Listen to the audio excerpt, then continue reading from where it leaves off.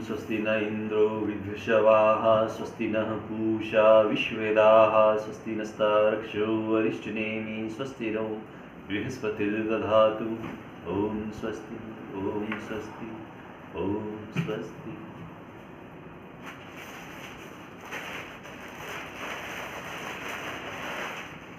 ओम यद्भद्रं कर्णैः शृणुयाम देवा भद्रं पश्येमाक्षभिर्यजत्राः स्थिरैरङ्गितुष्टुवांसस्तनूभिर्वशीमहि देवहितं यदायुः। ओम स्वस्ति ओम स्वस्ति ओम स्वस्ति।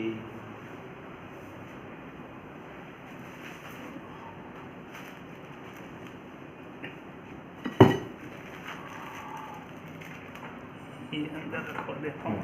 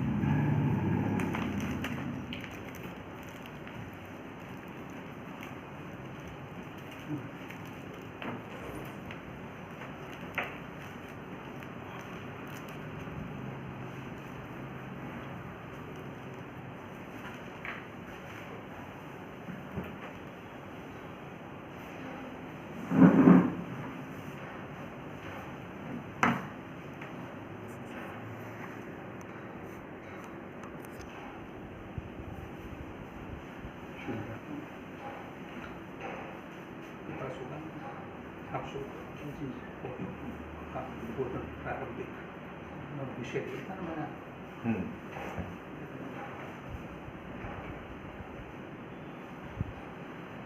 लाया नहीं हमने लाया चश्मा नहीं लाया चश्मा नहीं लाया साची बढ़िया ये रखा।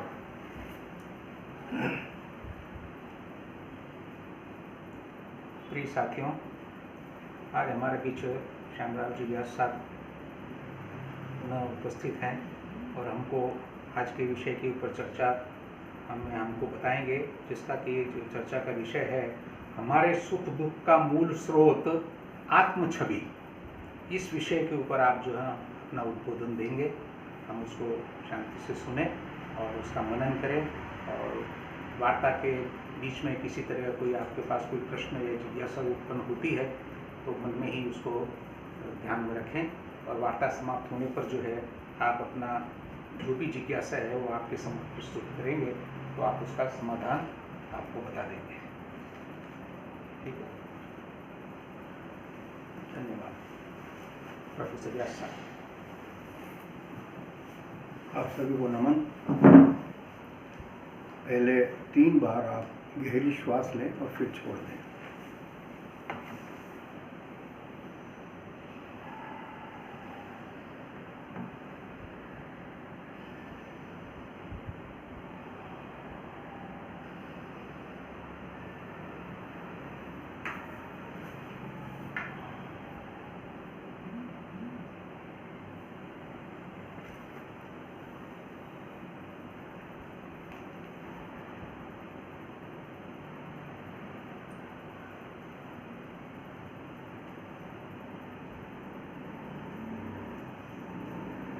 सभी उपस्थित साथियों, सम्मानित साथियों, आज की जो वार्ता रखी है वो भी विषय अचानक आ गया था और चूँकि इस विषय पे चर्चा कम होती है तो मैंने सोचा कि ये है और मैं आपको बता दिया कि अगर इस पे रखा जाए तो ज़्यादा ठीक है, क्योंकि आप जिज्ञासु रहते हैं कि आगे का क्या रखना है, कौन सा टॉपिक रखना है। अभी तक जो आप सब थोड़े नए आए हैं उनके लिए है कि हम लोग काफ़ी 5, 7, 8 वार्ताएँ कर चुके हैं। कभी सुदामा पे भी हुई, कभी और पे हुई, कभी वानप्रस्थाश्रम पे भी है, पुनर्जन्म पे भी हुई और ऐसी 7, 8 वार्ताएँ हो चुकी हैं। श्राद्ध पे भी हुई है, उपनिषदों पे भी हुई है। तो इस तरह से विभिन्न विषयों पे जैसा समय सबको होता है उसके हिसाब से होते हैं। और जब ये विषय मेरे पास आया था तो मुझे अच्छा लगा और फिर मैंने सोचा इस पर मैं खुद भी अपनी चर्चा और अपना चिंतन करूँगा ताकि कुछ बात सामने आ सके, कुछ वो हो सके। तो पिछले 2 दिन से कुछ ऐसे ही चल रहा था, जो कुछ पढ़ा लिखा था वो तो था ही सही साथ में, लेकिन इसके अलावा इस पर और कुछ सोचने, पढ़ने, काम करने का मौका मिला और इसलिए फिर वो जो कुछ मक्खन भिगोकर लाया हूँ वो आप लोगों के सामने है। तो ये जो एक तो अभी तक की जो चर्चाएं हुई वो अधिकतर आध्यात्मिक थी और कुछ कहते शास्त्रीय की तरह की थी। अभी ये जो विषय चुना गया है और ये है वो हालांकि अध्यात्म से अलग नहीं है, दार्शनिक पक्ष से अलग नहीं है, क्योंकि माना जाता है विद्वानों के द्वारा कि कोई भी पक्ष ऐसा नहीं है जो दर्शन से संबंधित न हो। जीवन का कोई भी क्षेत्र हो उसमें कहीं ना कहीं तो फिलॉसफी या दर्शन या अध्यात्म जुड़ा ही रहता है। लेकिन ये मुख्य रूप से एक तरह से मनोवैज्ञानिक विषय है और चूँकि मनोवैज्ञानिक है इसलिए इसको इसी रूप में हमको समझना पड़ेगा। अभी हम बहुत ज़्यादा ऊंची बात न करेंगे, लेकिन एक जो नया चित्र बना है इसलिए मैंने इसको थोड़ा सा नया विषय कहा है और उसी दायरे में बात करनी, क्योंकि जब हम आध्यात्मिक के क्षेत्र में चले जाते हैं तो अपनी जो जीवन की रोज़मर्रा की और हमारे जो अपने अनुभव हैं वो थोड़े नीचे रह जाते हैं और हम ऊपर चले जाते हैं। तो अभी हम जो चर्चा कर रहे हैं वो अपने ही नीचे के जीवन के बारे में बात कर रहे हैं, अर्थात जो अपन जीवन जी चुके हैं या जी रहे हैं उसी के बारे में बात करनी है। तो इस दृष्टि से ये विषय चुना गया था और एक हमारे विषयों की श्रृंखला में एक नया भी एक रस पैदा हो, ये भी एक मन में उद्देश्य था। तो इस दृष्टि से ये विषय चुना गया है। अब जो ये विषय है आत्म छवि का और हमारे सुख दुख का आधार आपका जो मूल स्रोत है वो आत्म छवि है। आत्म छवि क्या है ये तो बाद में बात करेंगे, लेकिन इसका जो तरीका रखा गया है जिस माध्यम से अपन इसके बारे में चर्चा करेंगे तो वो चर्चा का जो मेथड है वो विश्लेषणात्मक है या जिसे आप कह सकते हैं एनालिटिकल है। तो आपकी एनालिटिकल अप्रोच होनी चाहिए। तो ये जो मनोवैज्ञानिक और एनालिटिकल विषय है और इसमें पीछे की बैकग्राउंड सारी दर्शन और अध्यात्म की है। तो इस तरह से बैकग्राउंड में आपके लिए दर्शन चल रहा है, आपके अध्यात्म चल रहा है और मेन फ्रंट लाइन पर जो है साइकोलॉजी है और उसके साथ विश्लेषण। तो जब मैं ये कहता हूँ कि विश्लेषण है तो इसका क्या अर्थ हुआ, एनालिटिकल का क्या हुआ। तो मैंने वैसे तो बहुत स्कॉलरली डेफिनेशन तो बहुत सारी है, क्योंकि एक मेथड है, विचार करने का एक तरीका है, पद्धति है। लेकिन अगर हमको समझना हो, जैसे अब जो हम जीवन जी रहे हैं, तो इसमें एक जो ज़रूरी मैंने नोट किया कि जब आप विश्लेषण की बात करते हैं तो इसका वाकई में मूल जिस्ट क्या हुआ। तो एक अच्छा सा एग्जाम्पल है कि जैसे आपकी घड़ी है, कोई घड़ी चल रही है और वो थोड़ी ख़राब हो जाती है या धीरे चलने देती है, सही समय नहीं बताती है, तो हम क्या करते हैं, किसी घड़ी साज को उसको देते हैं। अब जो घड़ी साज है या घड़ी सुधारक है वो क्या करेगा, वो कौन सा मेथड उसको ठीक करने का अप्लाई करता है। तो वो जिस मेथड को यूज़ करता है वो एनालिटिकल मेथड है। अर्थात वो क्या करेगा, उसको खोलेगा। या खोलने का मतलब क्या हुआ, खोलने का अर्थ हुआ कि वो उस तरह से नहीं खोलेगा जैसे चाबी से आप ताला खोलते हैं। वो उसको खोलने का मतलब है उसे ओपन करेगा और जिन कंपोनेंट से वो मिल करके बनी है घड़ी, हर पुर्जे की गतिविधि, हर पुर्जे का फंक्शन को चेक करेगा कि गड़बड़ कहाँ किसकी वजह से आ रही है। वो यही करता है, क्योंकि उसको पहले से तो पता ही नहीं कि किस वजह से घड़ी बंद हो गई। अनुभव के हिसाब से चलो उसको पता होगा भाई ये हो सकता है, ये हो सकता है, ये हो सकता है, पर एग्जैक्टली क्या है ये नहीं पता चलता। तो उस एग्जैक्टनेस को पता लगाने के लिए वो उसको ओपन करता है और एक के बाद एक के बाद एक है। और कई बार आपने देखा होगा कि वो ठीक करके कर देता, फिर भी नहीं चलती है, फिर भी रुकती हुई चलती है, गलत टाइम बता दिया आपको, फिर दूसरी बार उसके पास जाना पड़ता है। तो ये जो मेथड है इसको विश्लेषण कहा गया, एनालिटिकल कहा गया। अब जब ये आपका हो जाता है तो घड़ी अपनी एनालिटिकल प्रोसेस या मेथड में वो सही हो जाता है तो आपकी घड़ी सही चलने लग जाती है, लेकिन आपको निश्चिंत आ जाती है, जो समस्या आपका आई वो ख़त्म हुई।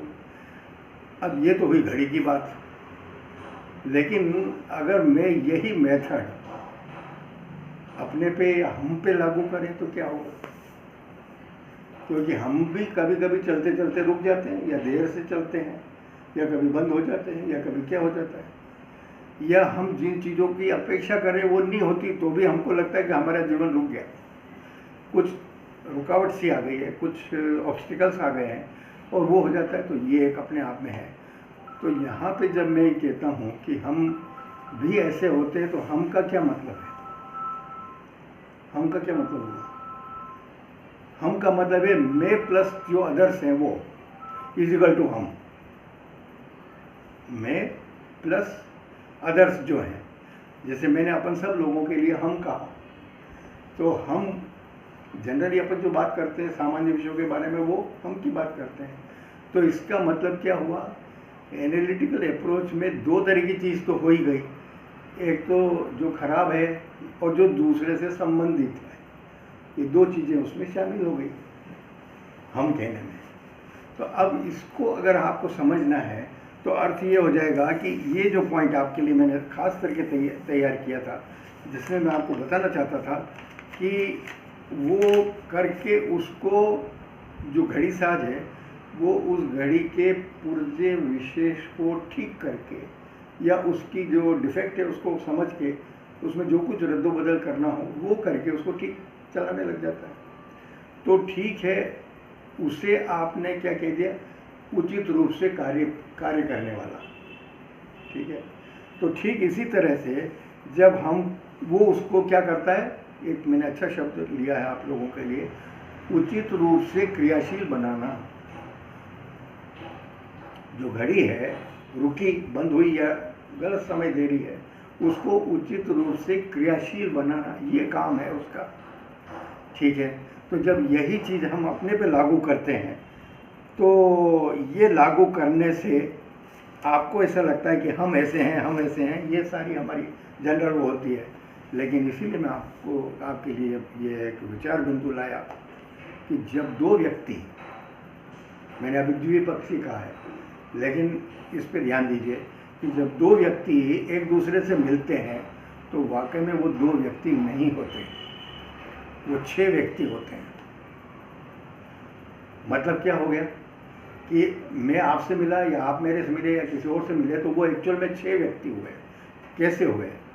देखिए, दो तो वो जो एक दूसरे हैं, दो तो हैं वो। दूसरा क्या है? वो दो हैं जो एक दूसरे को बताना चाहता है और दूसरा उसको बताना चाहता है।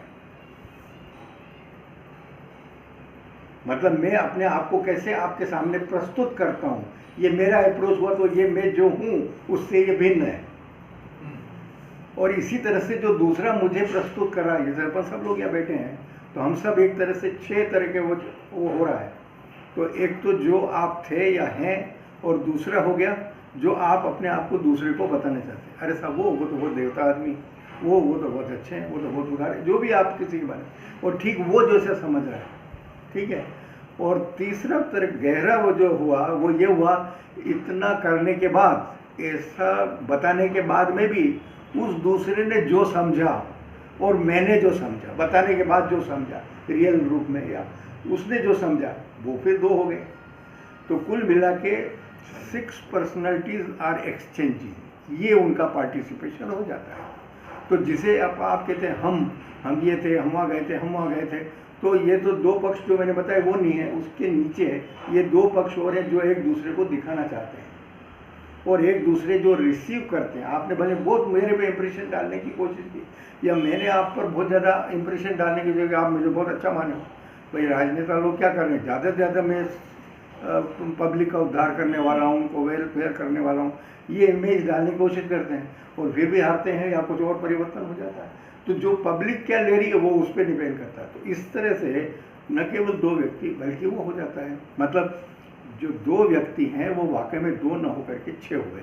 अब इस 6 में जो ओरिजिनल व्यक्ति वो भी कहीं इधर उधर हो जाता है। मतलब उसकी जो ओरिजिनलिटी है, मूल जो स्थिति है, उसमें गड़बड़ होती है। और जब ये गड़बड़ हो जाती है तो फिर क्या हो जाता है, ये आप देखिए कि अब आप एक बात और कहेंगे जो बहुत अच्छा पॉइंट था कि आप ये कहेंगे कि ये तो साहब जब तक मैं परितोष जी, जब तक मैं दूसरों से कर रहा हूँ तब तक आपकी इच्छे वाला फॉर्मूला लागू हो जाता है। मान लो जब दूसरे, लेकिन मैं अपने आप को आईने में देख रहा हूँ, मैं अपने आप से बात कर रहा हूँ, मैं अपने आप के बारे में ही सोच रहा हूँ, तो मैं तो एक ही हूँ ना। जब दो मिल रहे थे तब मान लिया साहब, आपने जो बात कही हमने मान ली कि हाँ साहब 6 लोग हो जाए, जो दिखाना चाहते थे, जो बताना चाहते हैं, और बताने के बाद में जो हमने एक दूसरे के बारे में माना एक्चुअल में वो हो गया। लेकिन अगर आप अकेले में हो और खुद के बारे में सोच रहे हो या खुद के बारे में कर रहे हो, तो वो क्या हुआ, तो आपने वहाँ तो अपने आप को एक ही माना।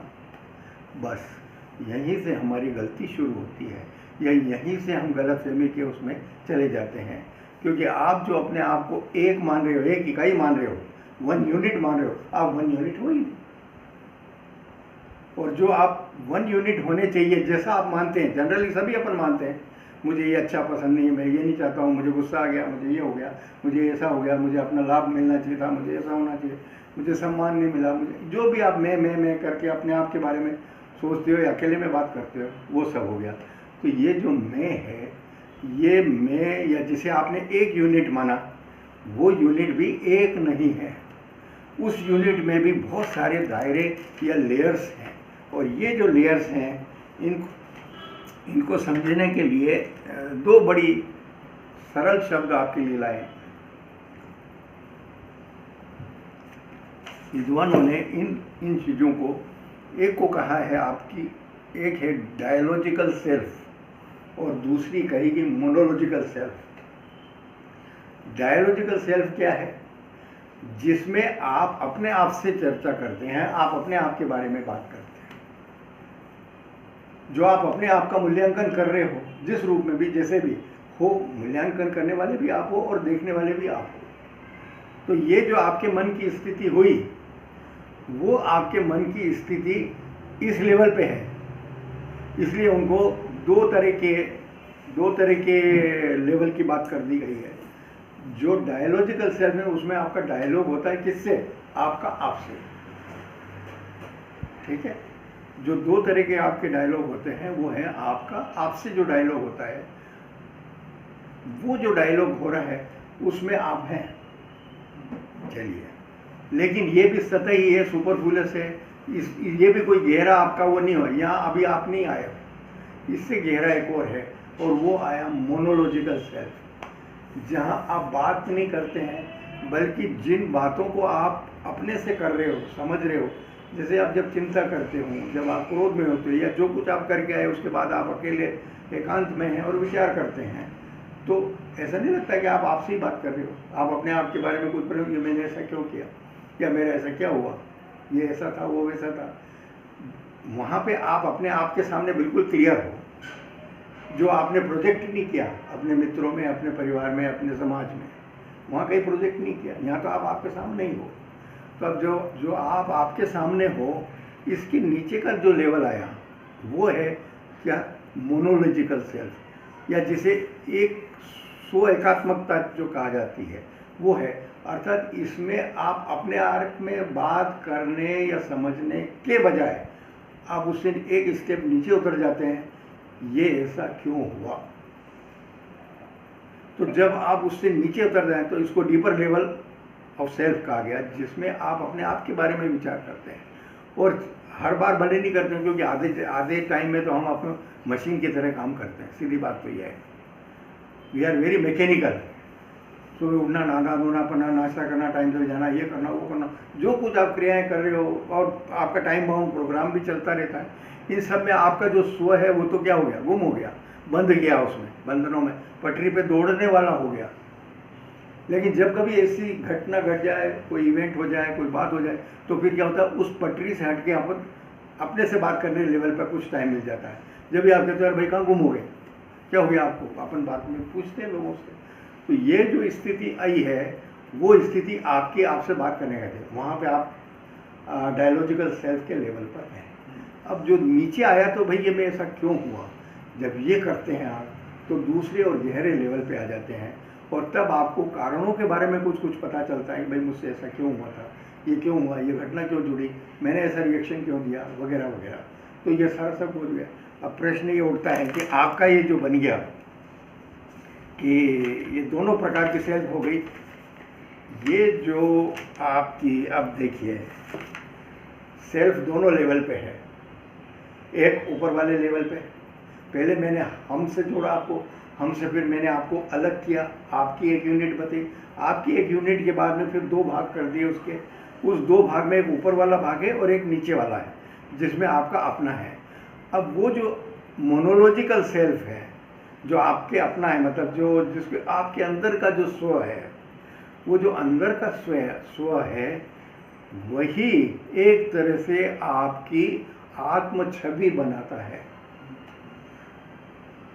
मतलब जो आपका मोनोलॉजिकल सेल्फ है वहाँ से ही आपकी क्या बन रही है, आप अपने आप को, अब आप सोचेंगे ये मैंने क्या कह दिया, आत्म छवि, आपने आत्म छवि तो बताई नहीं, और ये आपने बीच में कहाँ लगा दिया है। तो इसीलिए आपको ये कहना है कि जिस आत्म छवि की बात करते हैं तो पहला लेवल तो आत्म छवि का यही है कि जो आप अपने आप को समझते हैं, the way in which you know your self, आप जैसे अपने आप को मानते हैं वो आपकी अभी आत्म छवि है, और उसी के दो लेवल हो गए वो, ठीक है। तो एक तो आपका जो पासिंग लेवल है, मतलब वो बनता बिगड़ता भी रहता है, और एक थोड़ा नीचे वाला है जो गहरा है लेकिन ओरिजिनल वहीं से वो आपकी आत्म छवि है। जैसे कोई भी आदमी अपने आप को आप बताएं, अपने अनुभव से बताएं, सब लोग अपन अनुभवी जीवन जी चुके हैं, तो आप ये बताएं कि एक आदमी अपने आप को क्या हमेशा दानी मानता है, हमेशा गुस्से वाला मानेगा, उसकी अपनी आत्म छवि कैसी होगी। मान लो अगर एक एनालिसिस करने की सोचे तो क्या मानेगा, मैं बहुत ज़्यादा उदार हूँ, मैं हर बार किसी की मदद कर देता हूँ, मतलब क्या क्या लाएगा वो अपने दिमाग में। अगर ईमानदारी से वो अपनी इस इमेज के बारे में बात करे, जो आत्म छवि के बारे में, मैं अपने आप को कैसे मानता हूँ, जानता हूँ, तो आपको पता चलेगा कि ये आत्म छवि कभी भी स्थिर नहीं है। सबसे जो बड़ी बात है, आत्म छवि जो होती है, your self image is never static, वो स्टैटिक नहीं होती है। और इसलिए जब ये चीज़ पढ़ रहा था तो मैंने दूसरी तरह की चीज़ों को भी देखा और समझा, तो एक बहुत अच्छी परिभाषा मिली वेस्टर्न में भी और आपके इंडियन में भी, उपनिषदों में भी मिल गई, जिसमें जैसे वेस्टर्न लोग कहते हैं, जो विचारक लोग कहते हैं कि भाई मैन इज ए पॉलीसाइकिक, मनुष्य है वो बहुत चित्तात्मक होता है।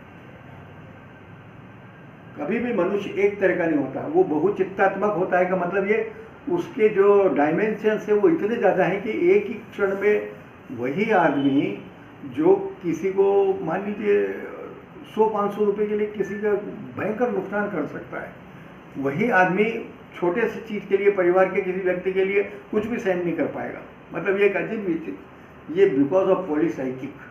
पॉलीसाइकिक का मतलब उतनी बहुत चित्तात्मकता है आपकी, वही चित्त एक जगह कुछ और कर रहा है, दूसरी जगह कुछ और कर रहा है, और इसके वजह से ही आपकी जो आत्म छवि खुद के बारे में जो बनती है, आपको पता ही नहीं पड़ता कि वाकई में मैं कैसा हूँ,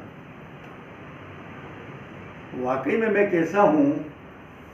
नहीं, जो वाकई में मैं कैसा हूँ, जब आप देखने चलोगे तो आपको कोई रूप पकड़ में नहीं आएगा, आप किसी उससे खींच के पकड़ेंगे नहीं मैं ऐसा हूँ, ये आप नहीं कर सकते। तो जब ये नहीं कर सकते तो नेचुरली आपकी आत्म छवि के बारे में आपको ही ज्ञान नहीं है, आपको ही समझ नहीं है कि मैं क्या है। जैसे किसी से पूछा जाए कि भाई तुम ऐसी सिचुएशन होगी तो क्या करोगे, क्योंकि मैं नहीं जानता हूँ, सब नहीं करो, और मैं मानता हूँ बहुत ईमानदारी से जवाब दे रहा है। इस सिचुएशन में अगर आपको हम करेंगे तो आप क्या करोगे या कैसे करोगे, ये अगर अपन बात करते हैं तो वो खुद कह नहीं सकता या बता नहीं सकता, क्योंकि मैं खुद ही नहीं जानता। तो वो ईमानदारी से कह रहा है, अगर वो सही बोल रहा है तो ठीक है, ये तो साहब मैं तो ये कर दूंगा, कोई मेरे से भीख मांगने आएगा तो मैं तो साहब दिल खोल के दान दे दूंगा, और मौका है जब वो कुछ नहीं करे। तो ये जो अपनी खुद की आत्म छवि के बारे में नहीं होने की वजह से, लेकिन ऐसा नहीं है कि आत्म छवि मतलब आपकी होती ही नहीं है। ये तो है ही, नहीं तो आप कुछ भी नहीं हो सकते, आपकी खुद की है, पर आपने जो मान रखा है उसमें क्लैरिटी नहीं है, उलझन है, जटिलता है, और वो एक तरह से कह सकते हो कि वो आपकी खुद की निगाह में आप क्लियर नहीं हो, और चूंकि क्लियर नहीं हो इसलिए कई बार हमसे बहुत सारी ऐसी गलतियां भी हो सकती हैं, ऐसी भूल चूक हो सकती है, ऐसे निर्णय हो सकते हैं जो बाद में जाके आपको यार मैंने ऐसा कैसे कर दिया, you ask this question to yourself, ये मैंने ऐसा कैसे कर दिया, ऐसा तो मैं नहीं था। तो ये जो प्रश्न आता है वो इसीलिए आता है, लेकिन जब ये प्रश्न आया कि आप जो कुछ भी कर रहे हैं, एक्शन तो आपको सबको करना है, और मैं तो मानता हूँ एक्शन तो सभी को करना होता है, चाहे साधु सन्यासी हो, गृहस्थी हो, नौकरी वाला हो, कोई मतलब जीवन में आप बिना कार्य किए रहते नहीं हैं। और इन कार्यों को जब आप करते हैं तो प्रश्न ये उठता है इन सब का आपकी आत्म छवि पे क्या प्रभाव पड़ता है। तो माना तो यही चाहता है कि जो कुछ आपने किया है वही आपकी आत्म छवि को गढ़ता है, मतलब आपकी सेल्फ इमेज बनती है, और उस सेल्फ इमेज का सबसे पहला परिचय पाने वाले आप ही होते हो। वो रिफ्लेक्ट होके तो आपके एक्शन में, आपके वाणी में, आपके व्यवहार में, आपके व्यवहार के बाहरी परिणाम में बाद में आएगा, लेकिन सबसे पहले वो आपको ही वो करेगा, या आप ही उसके बारे में जानेंगे। तो ये जो आ रहे हैं ये आपका सभी है। अब होना ये चाहिए जो व्यक्ति के आपने कहा कि सब सुख दुख, मैंने टॉपिक दिया आपको, सारे सुख और दुख का आधार या स्रोत अगर कोई है तो आपकी आत्म छवि है। ये आपका आज का वो है, सुख और दुख का जो स्रोत है, जो सोर्स है, वो सोर्स हम क्या मान रहे हैं, सामान्य रूप में अपन क्या मानते हैं कि दुख और सुख का आधार तो बाहरी परिस्थितियां हैं, आप सब यही मानते, मैं भी यही मानता था। लेकिन जब इसको एनालिसिस किया, विश्लेषण किया, तो पता चलता है कि नहीं ये अपन थोड़ा जल्दबाजी में निर्णय कर रहे हैं, इसमें थोड़ा रुक करके विचार किया जाए। और मैं क्या कर रहा हूँ, विद्वानों ने विचार किया है, सारी चीज़ की, वही थोड़ा सा आपको निचोड़ करके आपके सामने लाया हूँ मैं। तो वो ये कहते हैं कि सुख दुख है, तो सबसे पहले तो प्रश्न वो ये करते हैं कि आप सुख और दुख क्या मानते हो, मतलब ये भी आपकी आत्म छवि का ही भाग है। देखिए कितनी बढ़िया बात है कि जो जिसे आपने सुख और दुख माना है वो भी part of your self image है, जिसको भी आपने जो मान लिया। तो हम सुख दुख किसको मानते हैं, किसको मानते हैं सुख दुख? हमको आनंदित करता है वो सुख है, और जो हमको कष्ट देता है, जो आपने उसको कह दिया, लेकिन कौन करता है ये बताओ ना। जो मैं किसको मानूं, ये तो एक तरह का मनस्थिति मन से जो अगर सोच हम रखते हैं दुखी, तो जनरली आप देखेंगे कि जिसे आप सुख कह रहे हैं या जिसे आप दुख कह रहे हैं, तो मुझे ये बताइए कि इस दुनिया में सुख दुख है क्या? इस वस्तु में, इस सोफे में, आपके पैंट शर्ट में, किसमें है? अपना खुद में सुख दुख क्या हुआ? अगर आप ये कहते हो कि बाहरी वस्तु में है तो एक दूसरी लाइन शुरू हो जाती है। अगर आप ये कहते हो कि नहीं ये हमारे भीतर की है या हम भीतर इनको करते हैं, इसको अगर मैंने थोड़ा सा नाम देने की कोशिश की, सुख और दुख जो है एक तरह की अनुभूतियाँ हैं, दीज आर दी एक्सपीरियंसेस, अनुभूतियाँ हैं। और जो ये अनुभूति है वो पैदा कैसे होती है, तो कहते हैं आपने इन्होंने मान लीजिए कह दिया कि हमारे अंदर है, तो वो बात भी गलत हो जाएगी, क्योंकि मेरे अंदर सब पैदा होती है, मेरी मर्जी जो है मैं क्यों नहीं पैदा कर लूँ अपने मन में, सुखी सुखी क्यों नहीं कर लूँ, आनंद आनंद क्यों ना पैदा करूँ। अगर मैं अपने आप पर अधिकार रख रहा हूँ या अपने आप पे वो, तो ये नहीं हो जाएगा। तो विद्वानों ने इस सारे एक्सट्रीम से बचने के लिए ये मान लिया कि ये जो अनुभूतियाँ हैं ये मनोभौतिक हैं, साइको फिजिकल है। मतलब क्या हुआ, part of it they are dependent on you and part of that some dependent on your mentality. मनोभौतिक का मतलब समझ में आ गया आपको? साइकिक और मतलब क्या वो है ना साइकोसोमेटिक आपकी अनुभूतियां हैं। कोई भी अनुभूति कभी भी फिजिकली नहीं हो सकती है, जबकि हमारे सामान्य रूप से ये मान लेते हैं अपन कि जो कुछ है बाहरी चीज़ है। मैंने आपका मान लीजिए जेब काट ली, या मैंने आपका गला वो कर दिया, काट दिया, तो हम ये समझ लिए तो फिजिकल एक्टिविटी हो गई, but no, it is not physical. At the same time it bears the mental impression. आपकी उस चेतना पे उस चीज़ का क्या कहना चाहिए, साइकिक असर भी पड़ेगा. अगर साइकिक असर या मनोवैज्ञानिक असर या चेतनात्मक असर न पड़े तो आप एक्टिविटी करने का कोई बिल्कुल मशीन की तरह करने लगे होगा, फिर ह्यूमन बीइंग होगी ही नहीं आप. तो हम जो कुछ भी कर रहे हैं, ये जिसको आपने सुख और दुख कहा है, वो सुख और दुख एक तरह की फीलिंग्स हैं, एक्सपीरियंसेस हैं. और वो फीलिंग टिके हुए दो चीज़ों पे, मनोभौतिक का मतलब है साइकोसोमेटिक है, अर्थात कुछ उसमें फिजिकल चीज़ों का भी भाग है. क्या कारण है कि नई ड्रेस मिलने पे मैं खुश हो जाता हूँ. अब ये खुशी और नई ड्रेस, इन दोनों में जो संबंध है वो साइकोसोमेटिक है. इसलिए क्या हुआ, एक रास्ता जो चला, जिसको आपने क्या कह दिया, मटेरियलिज्म कह दिया, भौतिकवाद कह दिया, वो भी तो सारा सुख तो भौतिकवाद में, तो भौतिकवाद की तरफ दौड़ गए. और 99% अपन लोग यही कर रहे हैं. क्या कर रहे हैं, अधिक से अधिक भौतिक सुविधाओं को इकट्ठा करना. मैं बड़ा घर में, मैं बड़े सोफे में, मैं बड़े मकान में, मैं बड़ी कार में, मैं बड़े उसमें. आप मतलब जनरल अप्रोच सामान्य लोगों का देखें तो अपन यही कर रहे हैं. बड़ा बैंक बैलेंस हो जाना चाहिए, बड़ा ऐसा होना चाहिए, बहुत अच्छा मैं खाना खा लूँ तो 5 स्टार होटल में जा कर के खा लूँ. तो ये जो हो रहा है, ज़्यादातर हमारा ध्यान किधर हो गया है, जो आपका फिजिकल लेवल है या फिजिकल लेवल पे आप बात कर रहे हैं, तो इसलिए अपन उधर चले जाते हैं. क्योंकि हमको ग्रोथ या हमारे को सोसाइटी में ट्रेनिंग भी ऐसी मिली, बड़ा डॉक्टर बनो, बड़ा इंजीनियर बनो, बड़ा ऑफिसर बनो, बड़ा ये करो. और अपन भी दौड़ते ही हैं, सारे अभी समाज में तो यही दौड़ चली आ रही है. तो जब हम ये करते जाते हैं तो हम क्या करें, उस एक पक्ष की उपेक्षा कर रहे हैं, एक पक्ष की उपेक्षा करें और दूसरी की तरफ दौड़ रहे हैं. और जितना हम इनसे दौड़ते हैं उतना ही, चूँकि वो सब अनुभूतियाँ हैं और कोई भी काम अकेले नहीं हो सकता, मतलब केवल एक फिजिकल ही नहीं होगा, हमेशा उसका कोई ना कोई मेंटल बैकग्राउंड तो जरूर होगा जो भी काम आप करेंगे. तो जैसे ये दोनों अनुभूतियाँ आपके साइकोसोमेटिक उससे जुड़ जाती हैं, दे कंट्रीब्यूट, वो उनका योगदान बन जाता है आपकी सेल्फ इमेज का. और सेल्फ इमेज जैसी बनी, आपकी सेल्फ इमेज जैसी बनी, और उसी से ये जो सुख दुख है इनकी घटना और बढ़ना जुड़ा हुआ है. अगर आपकी सेल्फ इमेज दूसरी तरह की है, इसलिए सबसे बड़ी चीज़ है कि सुख दुख में अगर आपने बाहरी तौर पर बात कर ली तो आपने वहाँ तक नहीं पहुँचे जो रियल सुख दुख है. अभी तक हमने चीज़ों के रूप में समझ लिया और उस चीज़ों के रूप में कर लिया कि भाई चीज़ों से हमको मिल रहा है. अभी 90% समाज का एक्सपीरियंस तो यही है.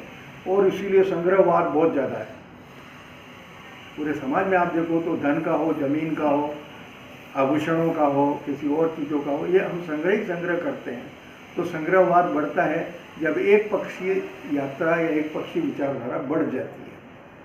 तो इस तरह से ये बढ़ा. लेकिन अब क्या हुआ, सबसे जो इम्पोर्टेंट चीज़ है, मैंने आपके लिए 2-3 चीज़ें इसमें बहुत अच्छी नोट कर दी, जो मैं समझाना भी चाहूँगा आपको. कि किसी, आप जैसे सुख दुख निर्धारित कौन करता है, मतलब आप में, आपके पास सुख है या दुख है, इसका निर्धारक कौन होता है, डिटरमाइंड है हम स्वयं. आप स्वयं हैं. लेकिन आप स्वयं करते कैसे हो, ये बताइए. मन में सोच के हम खुश हो गया, ये काम अच्छा किया, ये काम खराब किया, दुख हो गया. अगर अनुभूति का अपन खुद ही करने वाले हों तो जैसा मैंने कहा कि आप फिर अपने हिसाब की करते रहिए, फिर क्यों दूसरी चीज़. तब फिर मुझे कोई चीज़ बाजार से खरीद के लाने की और सुख करने की जरूरत ही नहीं होनी चाहिए. लेकिन हम सामान्य जीवन जीने वाले, इसलिए मैंने कहा मैं अभी आध्यात्मिक और दार्शनिक लेवल पर नहीं जाऊँगा, मैं आपको ये जो सामाजिक और व्यवहारिक जो चीज़ें उस पर रहूँगा अभी. तो जो आप ये कर रहे हैं, तो इसका अर्थ क्या हुआ, जिससे आपने माना या वो किया, तो इसका निर्धारक है. और वाकई में विद्वानों ने बिल्कुल ठीक सोचा है. आपके लिए जो मैटर कलेक्ट किया वो मैंने इसीलिए, जैसे टाइम मैंने आपको कहा, इससे मेरे को इसमें टाइम लग रहा है. तो जो एक्चुअल में कहा, उन्होंने एक चीज़ निर्धारित की कि आपके सुख और दुख की पहली जो उत्पत्ति हो रही है, जहाँ से आप वो करें, बना रहता तो वो है, वो तो फ्रेम बाद में कलर कर देती है आपकी आत्म छवि. लेकिन जहाँ से वो होता है वो है अभाव. अभाव से आपके सारे सुख दुख उत्पन्न होते हैं. कैसे होते हैं? अभाव से। क्योंकि अभाव के बिना कभी भी आप कहना चाहिए कि अभाव की अगर पूर्ति हो जाती है, जिस अभाव को आपने महसूस किया अगर उसकी पूर्ति हुई तो आपको क्या महसूस हुआ? और जब तक वो अभाव बना रहा तो क्या हुआ? दुख हुआ। तो अभाव एक वैसी चीज़ है और अभाव से दूर आप हो ही नहीं सकते। जब तक अपना मानवीय अस्तित्व है तब तक आप कभी भी अभाव से मुक्त नहीं हो सकते, किसी न किसी चीज़ से, किसी न किसी रूप में रहा। मैंने आपके लिए दो बातें लिखी। एक तो ये है कि चाहे आपको भोजन, पानी, छत वगैरह इसका अभाव हो, या फिर आपको और ज़्यादा संपत्ति वगैरह उसका अभाव महसूस हो, या फिर उससे और थोड़ा नीचे चले जाए तो स्नेह, अपनापन, प्रेम, आदर, सम्मान, ये भी एक आपकी अपेक्षा होती है, ये भी आपका अभाव हो सकता है। जब मैं धनवान तो इतना कोई मेरे को पूछते ही नहीं है। तो ये जो है ना, ये सारे अभाव आपके हैं और इन्हीं की ये ज़्यादा समय तक रहते हैं या नहीं मिलते हैं। जिस सीमा तक आपकी पूर्ति हो जाती है उस सीमा तक तो क्या है? संतुष्टि हो रही। तो आपके अभाव कम हुआ तो सुख आया और अभाव बढ़ गया तो दुख आया। ये अभाव निर्धारक है।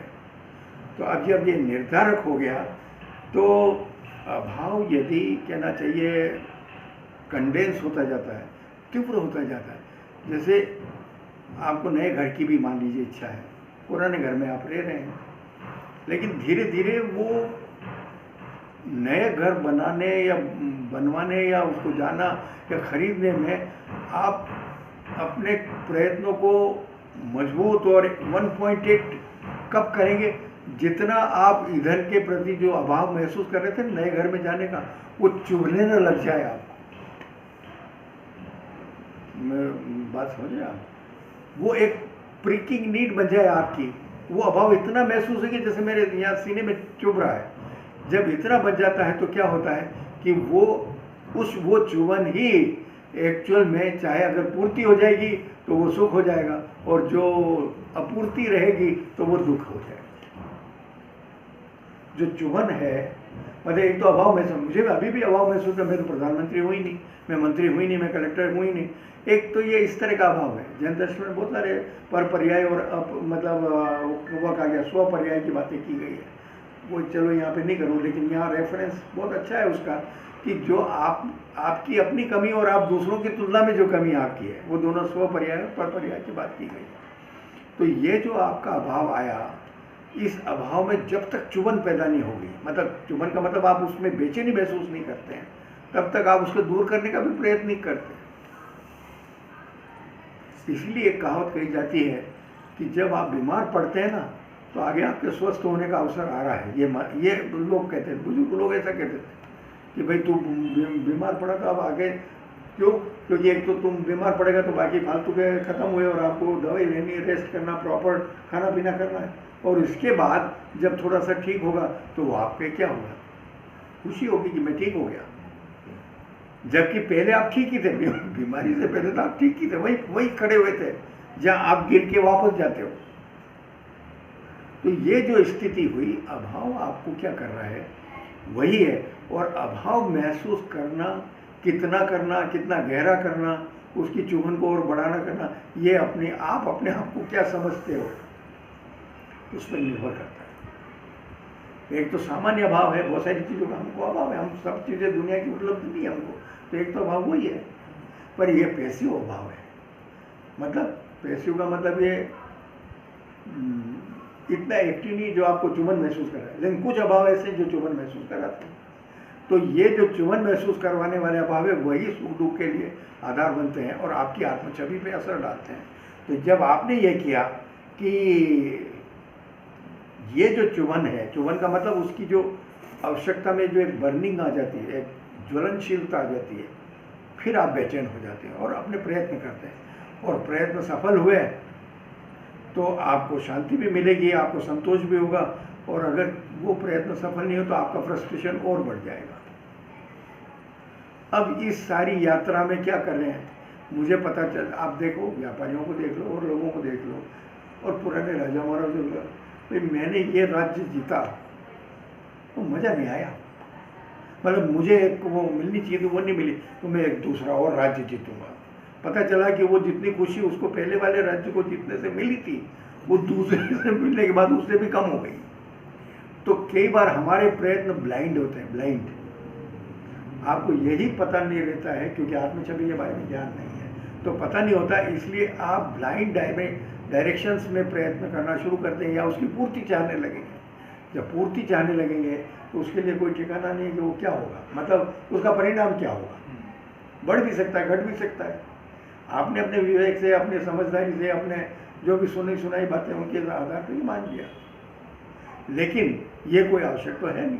और चूंकि आवश्यक नहीं है, इसलिए आपका जो चुभन है वो ऐसी होती है कि अब इस चुभन को बढ़ाने में मैंने कहा कि आत्मछवि बहुत काम करती है। जैसे अनरियलिस्टिक जो के अभाव महसूस कर रहे हो आप, अगर वो अनरियलिस्टिक है तो ये इसको दूर कौन करेगा बताइए।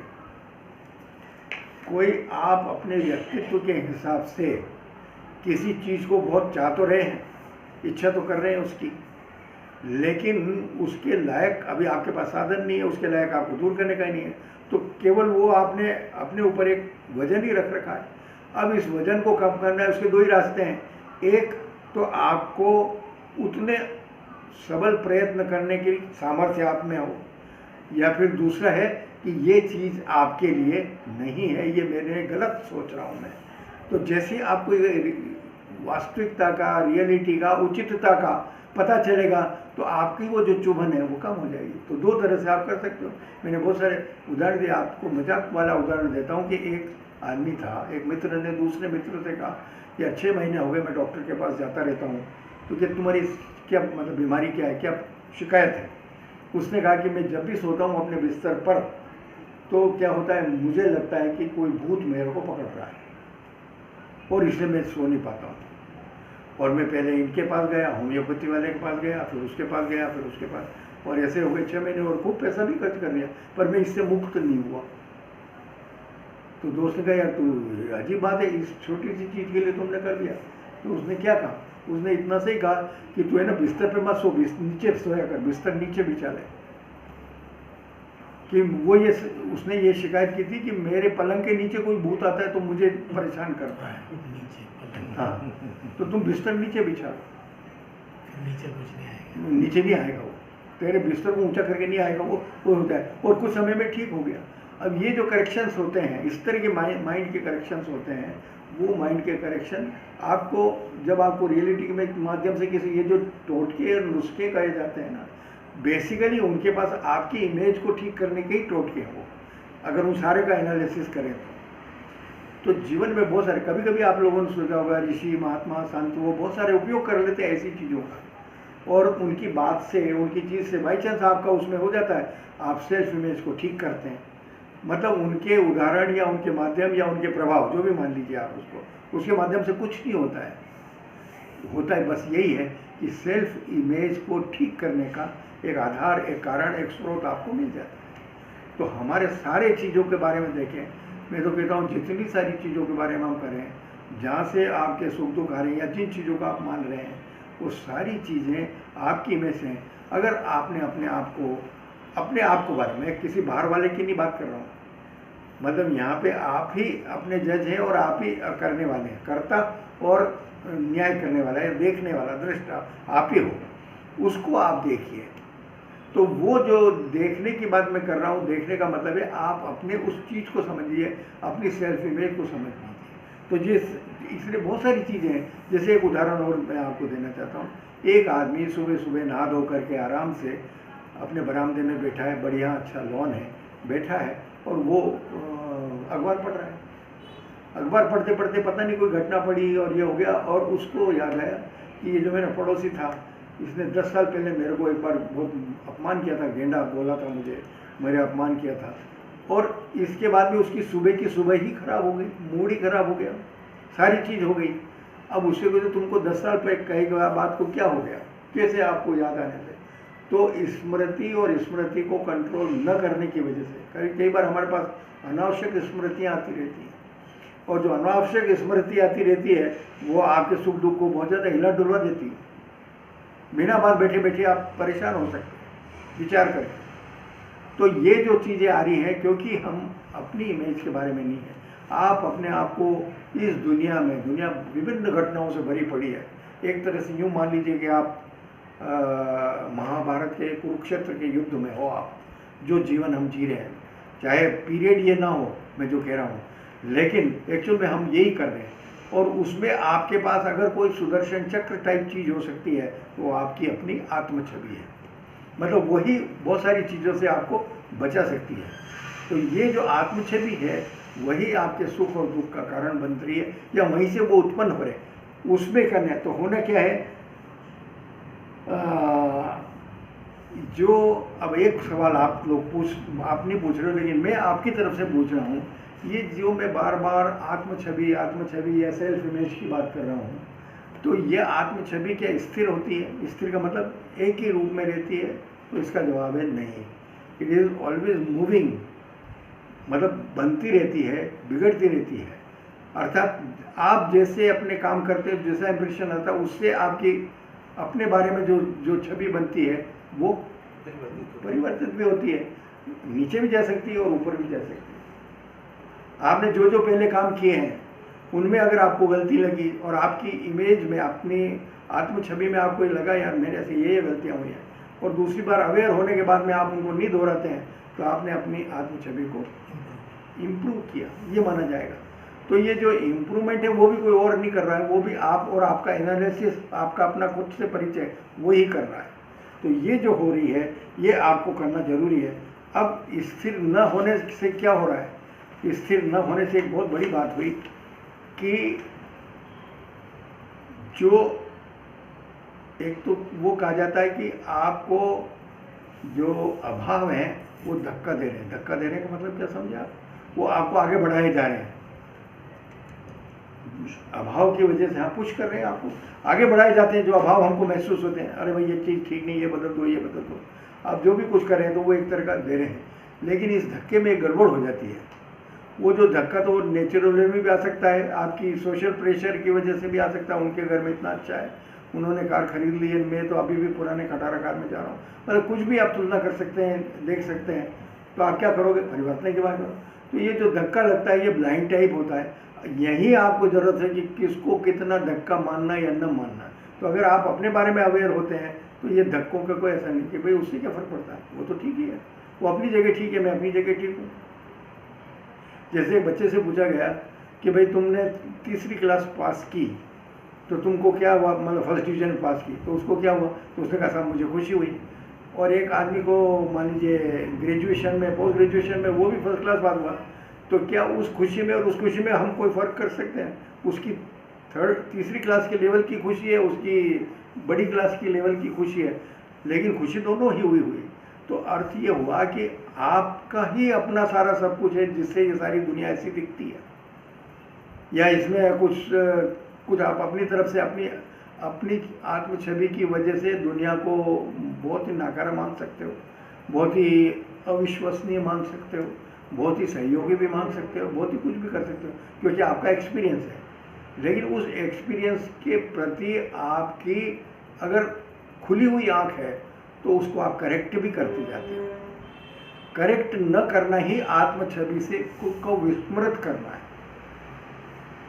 यदि मेरे पास जो अनुभव आए हैं, भले कटु अनुभव भी आए हैं, धोखेबाजी के भी आए हैं, अविश्वास के भी आए हैं, लेकिन मैंने उसमें सब पे लागू कर दिया। और अगर सब पे लागू कर दिया तो आप सब लोग मेरे को कैसे नजर आओ? सब दुश्मन नजर आओगे आप मुझे। और यहाँ मेरा विवेक चाहिए, मेरे को कि भाई ये इंप्रेशन आया तो मुझे एटलीस्ट इस बारे में एक्स के बारे में बात करनी चाहिए, वाई पे लागू करने की जरूरत नहीं है। तो ये आपकी अवेयर सेल्फ इमेज है, उसकी वजह से होगा। अब प्रश्न ये है कि मैं आपकी यात्रा आपसे करवाना चाहता हूँ। जैसे सेल्फ इमेज स्थिर नहीं, मतलब एक जैसी नहीं रहेगी, तो एक आपको उदाहरण दिया कि आप जितना जीवन अपन सबने गुजारा, जितने साल अपन सबने गुजारे हैं, उसमें आप खुद अपने आप की याददाश्त, जरा गुजरी हुई ज़माने की याददाश्त को ताज़ा करिए। और ताज़ा करके आप देखिए कि आप जब 25 साल के थे, आप जब 37 साल के थे, आप जब 42 या 54 साल के थे, तो आप अपने आप को कैसा कैसा मानते गए या बदलते गए या देखते गए अपने आप को, अपने उस तरह की लाइफ को देखें। अब यहाँ कोई और नहीं है, न जानता है आपको, लेकिन अगर आप देखें तो 21 साल, 25 साल, 47 साल, 37 साल और अभी 54 साल, और इसी तरह से थोड़ा सा आगे चले जाइए, जिसमें अभी मान लीजिए आप 65 साल के हैं तो 75 साल और 80-85 साल के उसको देखिए। अगर ये देंगे तो आपको पता लगेगा कि आपकी छवि आने वाले समय में कैसे बदल सकती है, या अपने बारे में क्या आप सोच सकते हैं। और इधर पहले आपने क्या सोचा, इसका मतलब स्थिर नहीं रहेगी आप, और स्थिर नहीं लेके परिवर्तित तो होगी, लेकिन क्या अवेयर हो करके हम उस आत्म छवि को अपने अनुकूल परिवर्तित होने में सहयोग कर सकते हैं।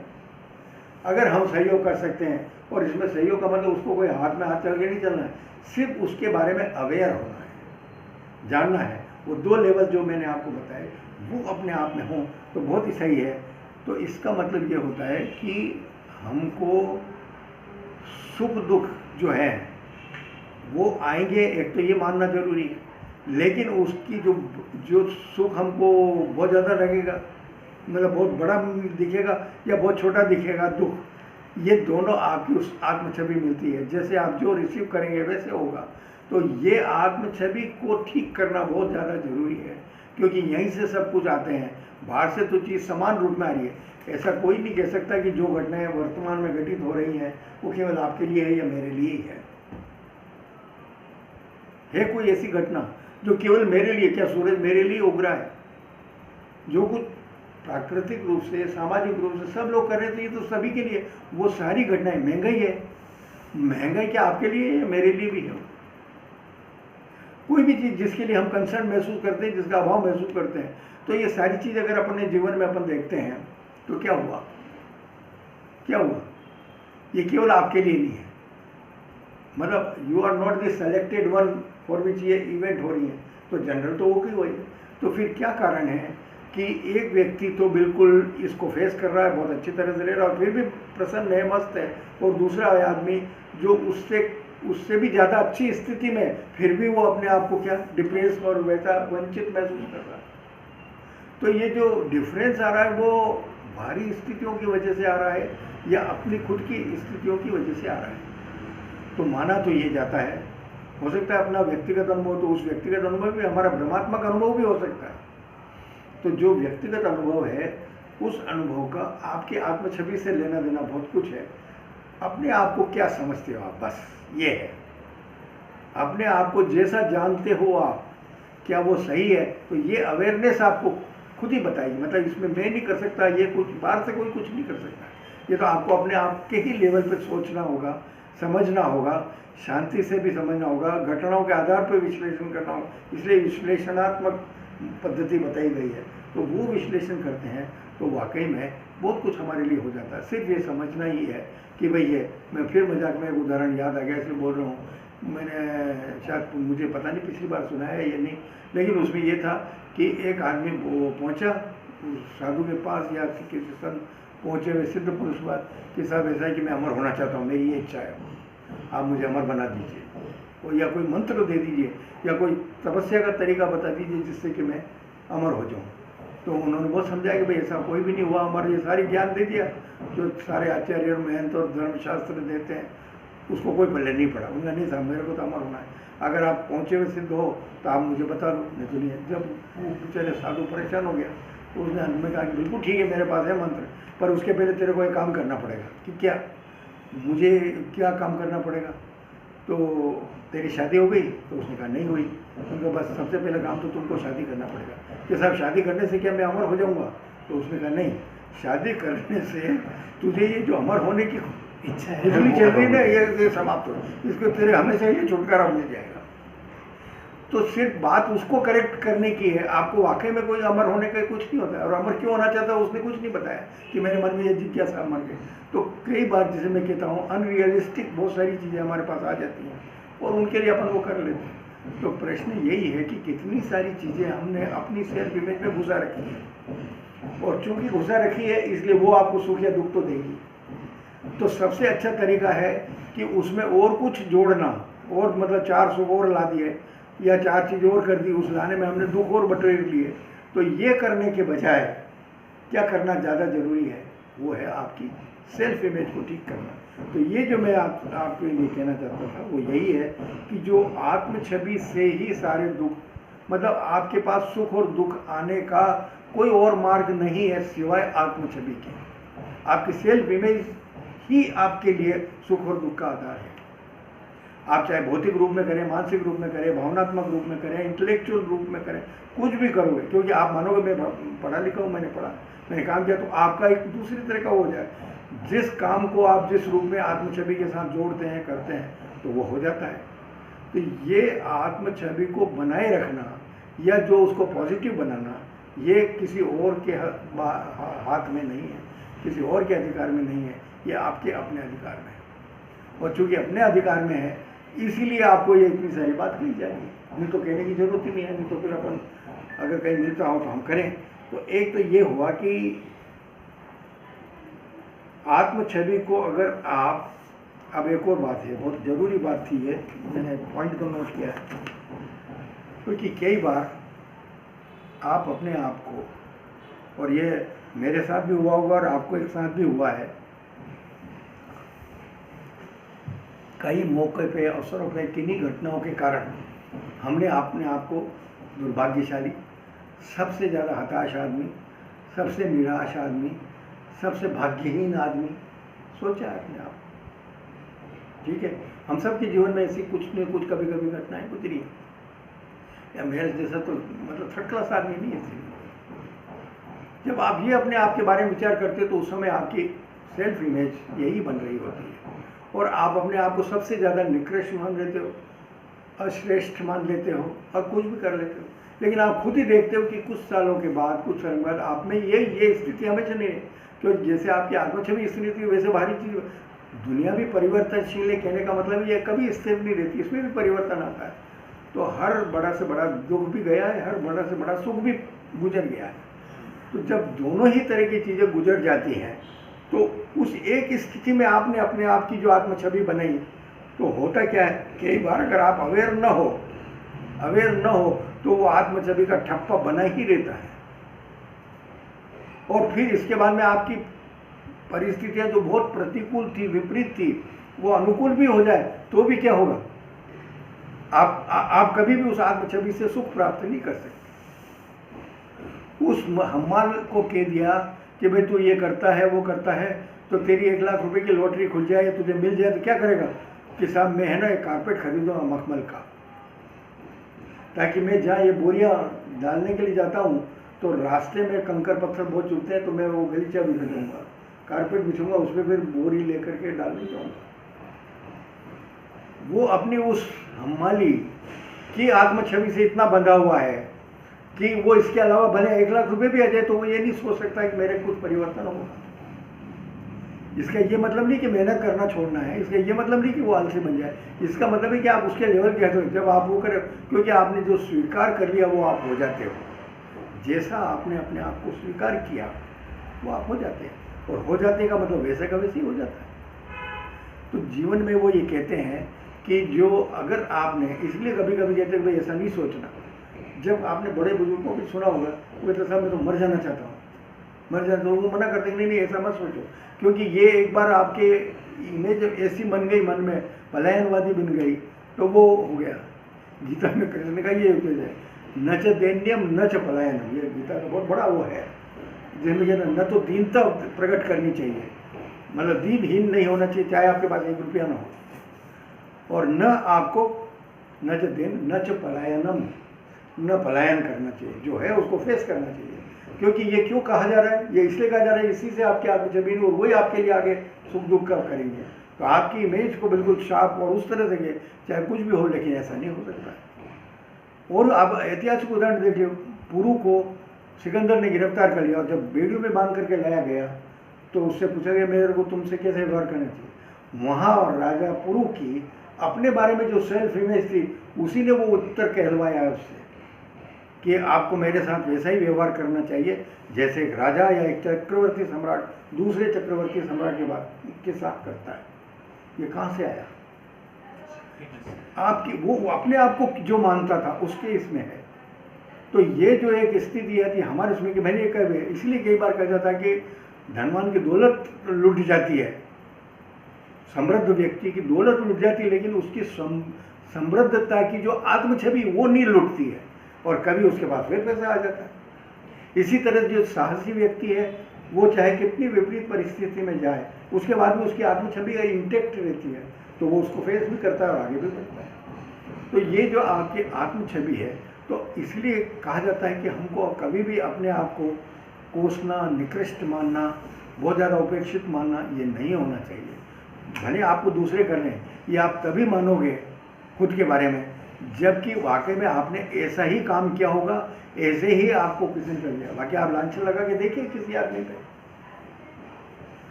किसी व्यक्ति पे मतलब बेसलेस कोई आरोप लगा के देखिए या उसको करिए, अगर वो अंदर से आत्म छवि क्लियर है तो बहुत सारे फर्क पड़ते हैं। तो ये जो आत्म छवि, पहली बात तो वो दुखी नहीं होगा।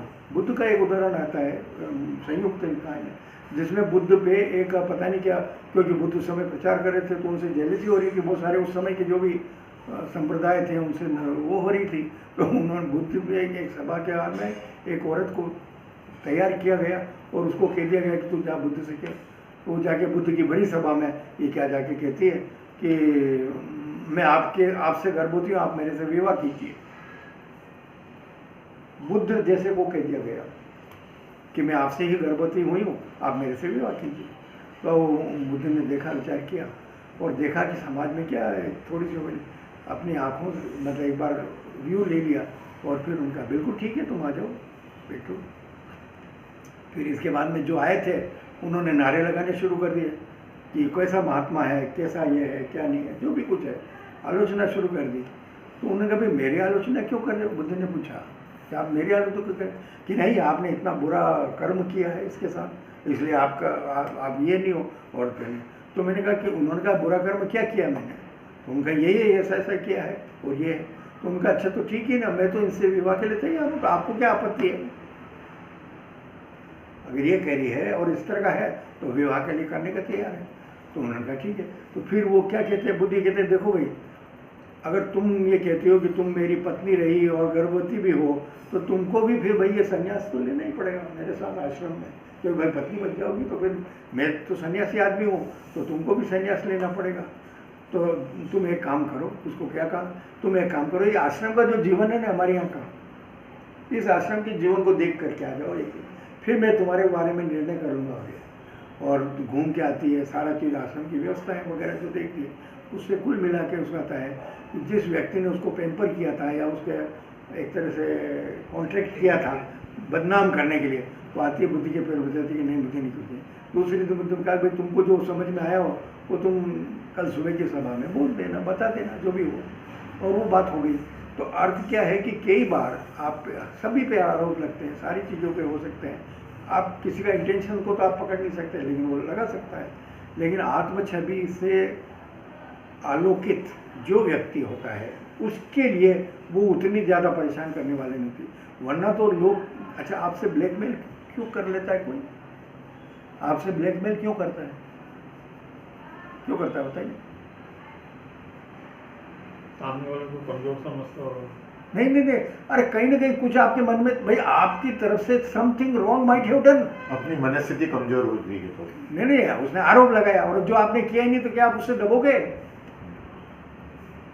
कोई आपकी वीकनेस है। तो ये अर्थ होता है कि अगर आत्म छवि वाला आदमी होगा या उसको पता है कि मैं I am very much clear about my self, हाँ तो तू लगा ना, जो भी लगाना आरोप लगाओ, हाँ कर ना, तुम जमाने भर में तुम डिंडोरा पीटते रहो। तो यही है, क्योंकि फिर आपको ब्लैकमेल वो इसीलिए करता है कि कहीं ना कहीं आपकी तरफ से कोई ना कोई चीज़, कोई पक्ष ऐसा रह गया है जिसको ब्लैकमेलेबल हो गया हो, वरना करके देखे कोई। तो ये जो आपके पास कमी है ये आपकी आत्म छवि की वजह से हुआ और इसलिए ये सारा सब कुछ हो जाता है। इसलिए आत्म छवि को बनाए रखना, मैंने एक आपके लिए यही एक बात लिखी है कि कुल मिलाकर अर्थ ये हुआ कि आत्म छवि से उपजने वाले सुख दुख बदलते रहेंगे। यदि हमारी आत्म छवि भी बदलती रहेगी तो आपकी आत्म छवि बदलती रहेगी, सुख दुख भी बदलते रहेंगे। अब क्या होगा यहाँ बदलने का मतलब नए आकार या निर्माण से है। आत्म छवि का नया आकार बनता रहता है, वो फॉर्मलेस है लेकिन फॉर्म लेती रहती है और चेंज होती रहती है। यदि आपने स्वयं की आत्म छवि को निम्न बताया या ये किया, या फिर आपने और आप स्व प्रताड़ित, इसको क्या सेल्फ रिजेक्टेड जो एटीट्यूड है, आप सेल्फ एब्यूजिंग एटीट्यूड आपका कभी कभी हो जाता है, तो सेल्फ एब्यूजिंग यानी अपने आप को निकृष्ट मानकर अपने आप को कोसना, धिक्कारना, ये ऐसी अगर आपकी आत्म छवि हो गई है तो ये विद्वान लोग लिखते हैं कि आपको दुनिया की भी दौलत दे दी जाए, दुनिया का भी शासन आपके हाथ में दे जाए, तो भी वो आत्म छवि से जो बिगड़ा हुआ है वो कभी आपको सुख महसूस नहीं हो सकता। मतलब जिसको हमने साइकोसोमेटिक कहा है, एक तरफ हमने पूरी एक फिजिकल वर्ल्ड आपको दे दिया, लेकिन क्या हुआ, आप अपने आप की निगाह में गिरे हुए हैं। तो जब आप अपने आप की निगाह में गिरे हुए हैं, स्व प्रताड़ित इसमें कहा गया, किसी और ने आपको नहीं कोसा है, आप खुद ही अपने आप को मान रहे हो कि मैं ऐसा हूँ। तो जो ये आप खुद अपने आप को मान रहे हो, वही क्या करता है, आपको चाहे दुनिया के सुख आ जाए तो भी कुछ नहीं हो सकता, वो आपको सुखी नहीं कर सकता। तो जब सुखी नहीं कर सकता है तो हमारे काम क्या है, बजाय हम क्या कर रहे हैं कि सुखों को, साधनों को, सुविधाओं को, इन सब को पाने की तो कोशिश करते हैं, लेकिन उस आत्म छवि को करेक्ट करने की, उसको श्रेष्ठ और मजबूत बनाने की, उसको उज्जवल बनाने की नहीं करते हैं। और चूंकि हम दूसरी दिशा में दौड़ते जा रहे हैं तो चीज़ें आ गई, सब बातें आ गई, सब सुविधाएं आ गई, सारा सब कुछ हो गया, लेकिन उससे जो सुख महसूस होने वाला था वो नहीं आया, वो नहीं आया और ना आएगा, क्योंकि जिसे करेक्ट करना था उसको तो आपने करेक्ट किया ही नहीं। एक्चुअल में जो करेक्ट होना चाहिए, जो उजली होनी चाहिए, क्यों वो उजली होगी तो दूसरे को फायदा तो बाद में होगा, उससे सबसे पहला फायदा आपका है। You will raise in your own eyes, आप अपने आप की निगाह में बढ़ जाएंगे।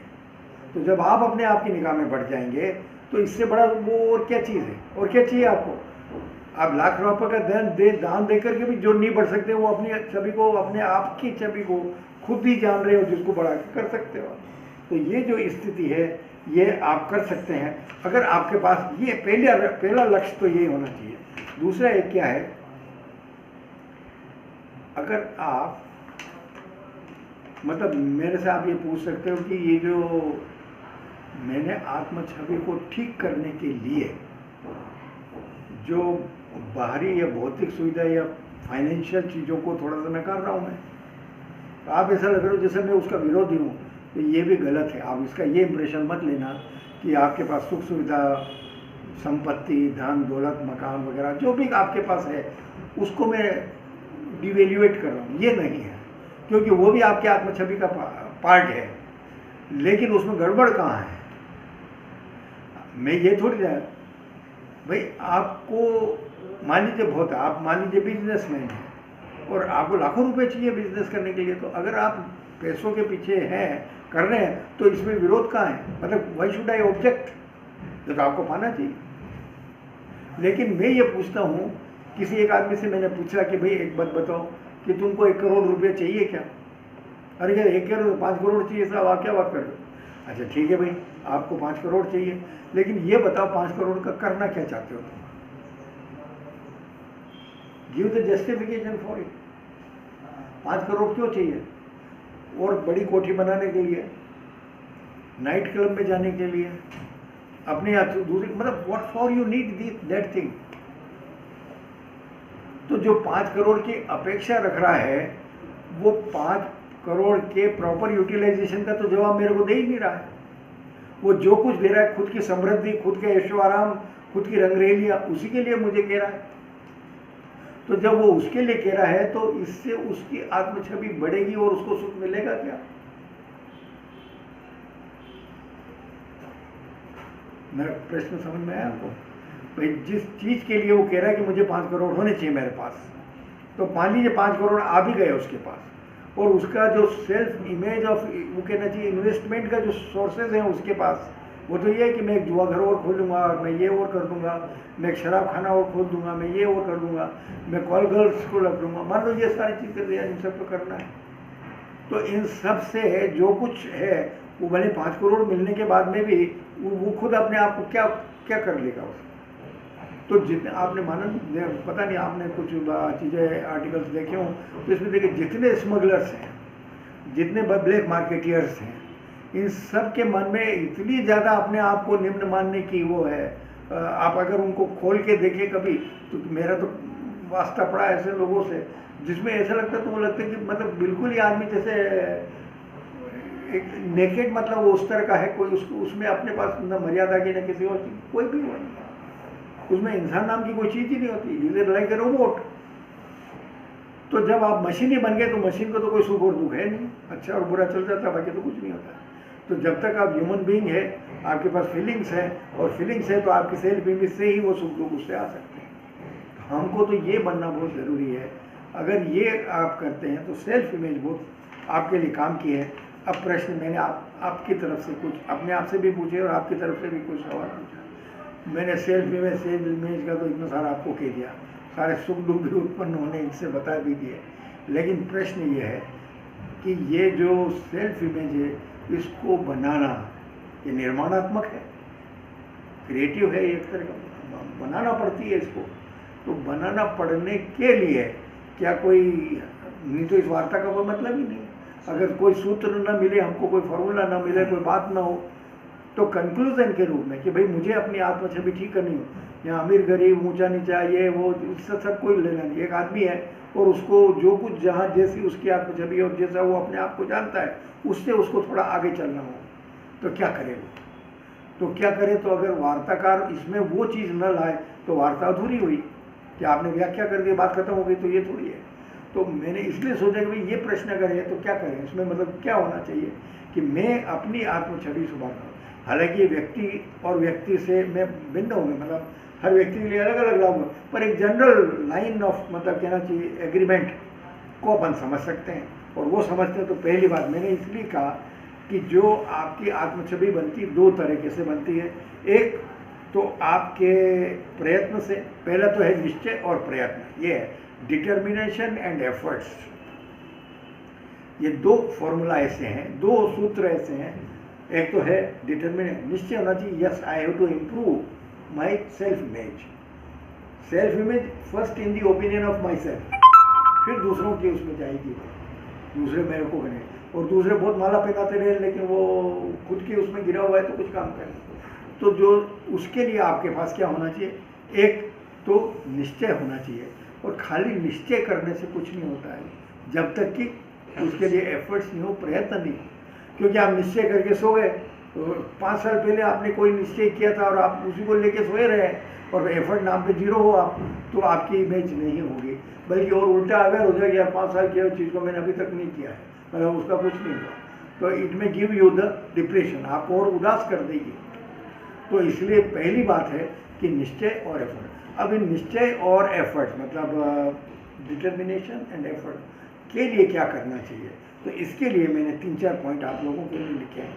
पहली बात जो वहाँ से मुझे अच्छे लगे और जिनको मैंने सोचा ये उचित है इसलिए उनका लिया। पहली बात है वर्तमान आत्म छवि को जानना और स्वीकार करना। परितोष जी, जो कुछ अभी मेरी अपने बारे में जो कुछ भी रहा है, अच्छा भला बुरा जैसा भी है, एक बार तो इसको जान लेना। मतलब अपने आप से पूछिए, मुझे बताने की जरूरत नहीं है या किसी और को बताने की जरूरत नहीं है। आप खुद ही अपने आप को जानिए, समझिए, उस छवि को समझने की कोशिश कीजिए। और फिर अगर वो है ऐसी तो मैं बुरा ही आदमी हूँ, मैंने इतने लोगों को धोखा दे दिया, मैंने ये कर, जो भी आपके मन में आए, जो भी अपने आप के बारे में आत्म छवि, उसको स्वीकार करना। क्योंकि स्वीकार किए बिना क्या होता है, मन वो झगड़ालू होता है, वो इजीली स्वीकार थोड़ी करता है कि मैं ऐसा हूँ या वैसा हूँ। नॉट ईजी, मन को झुकाना मोड़ना तो बहुत मुश्किल काम है। तो पहली बात तो हमको जानना आवश्यक है कि मैं हूँ कैसा, और ये खुद को ही बताना है, खुद को ही समझना है। और अगर आपको समझ में आए कि मैं ऐसा हूँ, तो फिर क्या करना है, उसके बारे में स्वीकृति भाव, क्योंकि जब तक आप स्वीकार नहीं करोगे तो आगे नहीं बढ़ सकते। तो एक एक्सेप्टेंस का लेवल आपका होना चाहिए। चलिए साहब, दूसरा आया है सेल्फ ऑनेस्टी। ये सबसे बड़ी ज़रूरी चीज़ है। You are not suppose to be honest to anyone else. आप अपने आप के प्रति ईमानदार में, इसको मैंने नाम दिया स्वनिष्ठा। आपको अपने जैसे मैंने ये किया कि मैं अपनी इमेज ऐसे सुधारना चाहता हूँ, ठीक है, और मैं फेल हो गया या मैं नहीं कर सका, ये नहीं हुआ, तो क्या होना चाहिए कि आपको अपने बारे में ये ईमानदार रहना है कि ये मेरे से अभी नहीं हुआ है, करना है मुझे। तो ये आप अपने आप के प्रति ईमानदार रहिए, क्योंकि आप खुद को छुपाते रहेंगे पर्दे में तो कभी इम्प्रूव नहीं कर पाएंगे। तो सेल्फ ऑनेस्टी, आपको खुद अपने बारे में ईमानदारी रखनी, किसी और के लिए नहीं, किसी और को कहना बताना कुछ नहीं है, लेकिन हाँ वेयर आई एम, और मैं क्यों फेल हो रहा हूँ या ये हो गया हूँ फेल, इसको भी स्वीकार करिए। तो सेल्फ ऑनेस्टी होनी चाहिए, उसको छिपाने की ज़रूरत नहीं। ऐसा भी माना जाता है कमजोरी को जितना ज़्यादा छिपाते हैं वो ज़्यादा मजबूत होती जाती है। तो कमजोरी आप भले समाज की प्रतिष्ठा और अपनी इमेज जो भी सोशल इमेज है उसके लिए भले एक बार आप मत बताइए किसी को यार मैं तो ऐसा हूँ, लेकिन कम से कम खुद के बारे में तो खुद ही जानिए ना, इसमें किसी और से दुराव छिपाव रखने की जरूरत नहीं, आप अपने आप को बताइए।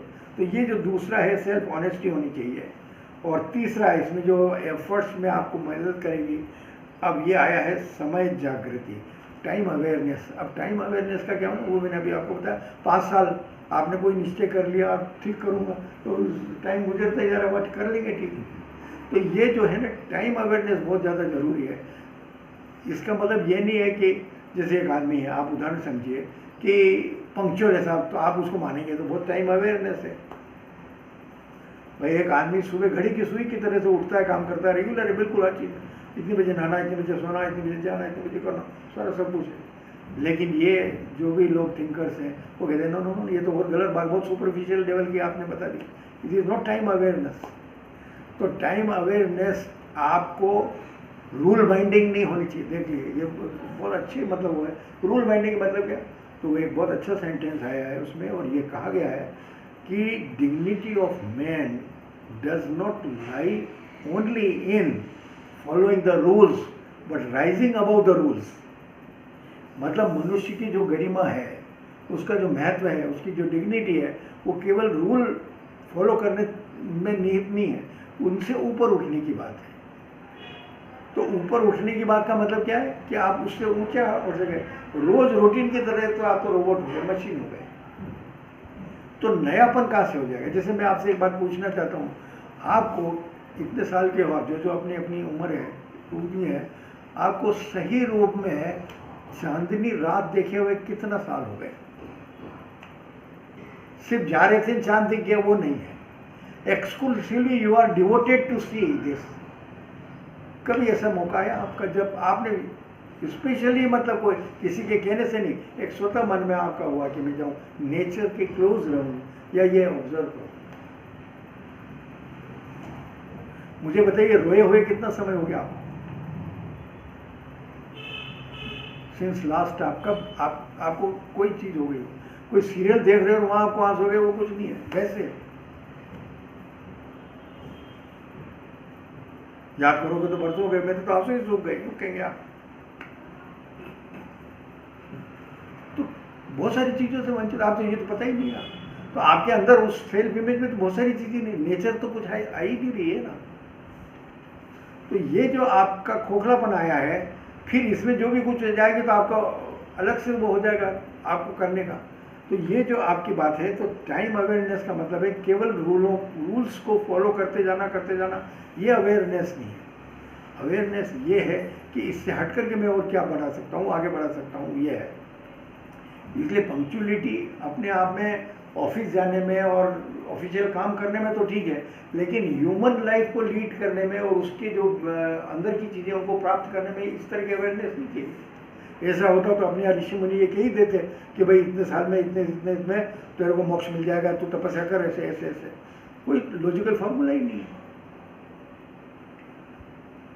गुरु नानक को आपने देखा होगा, गुरु नानक को जब ज्ञान हो गया वो हुआ तो टाइम अवेयरनेस कुछ नहीं थी बेचारे उनके पास। लेकिन गुरु नानक को जैसे रियलाइजेशन हुआ, उस रियलाइजेशन में उनको हुआ, और 13 साल के थे वो शायद, जब वो अनाज के व्यापारी के लड़के थे तो अनाज तोलते रहते थे, और अनाज तोलते तोलते 12 धारण उन्होंने तोल दी, और जैसे 13वीं हुई 13 गिना उन्होंने, 13 गिना, और जैसे कोई इलेक्ट्रिफिकेशन हो गया पूरे माइंड में। 13 मतलब मेरा कुछ नहीं है।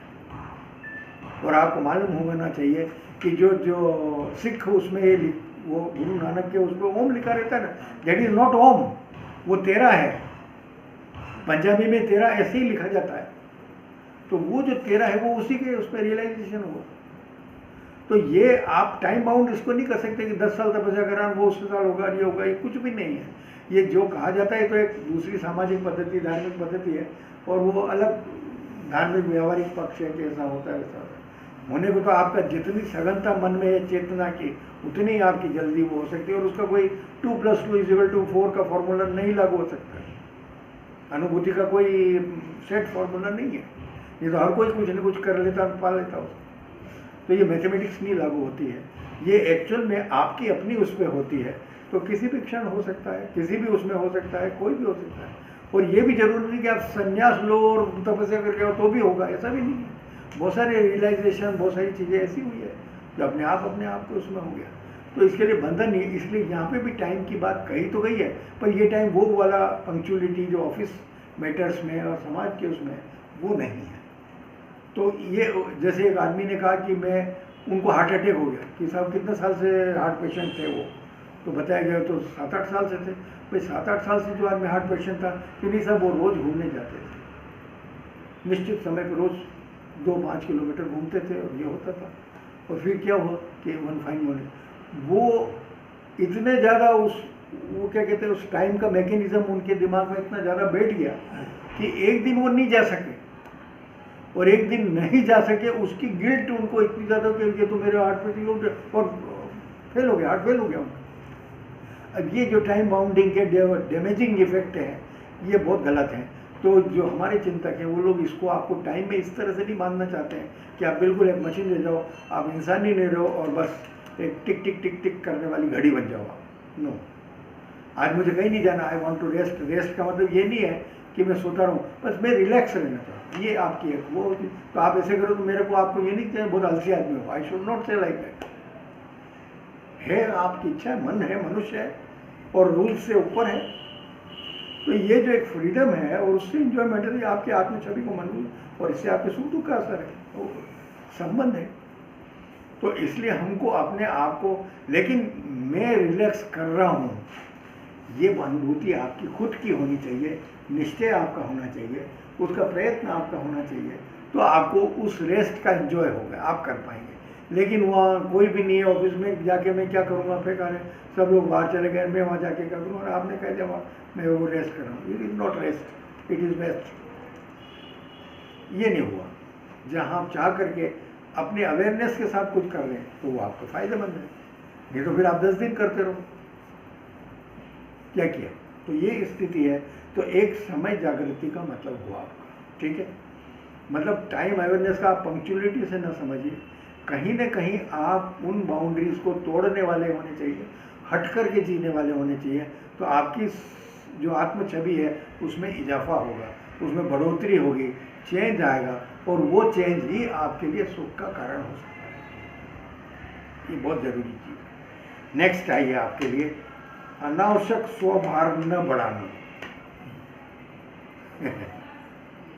अननेसेसरी सेल्फ लोडिंग नहीं करना।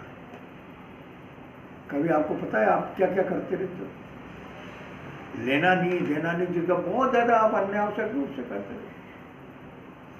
ये क्या कर रहे हो? आप लदे हो बिना बात ही।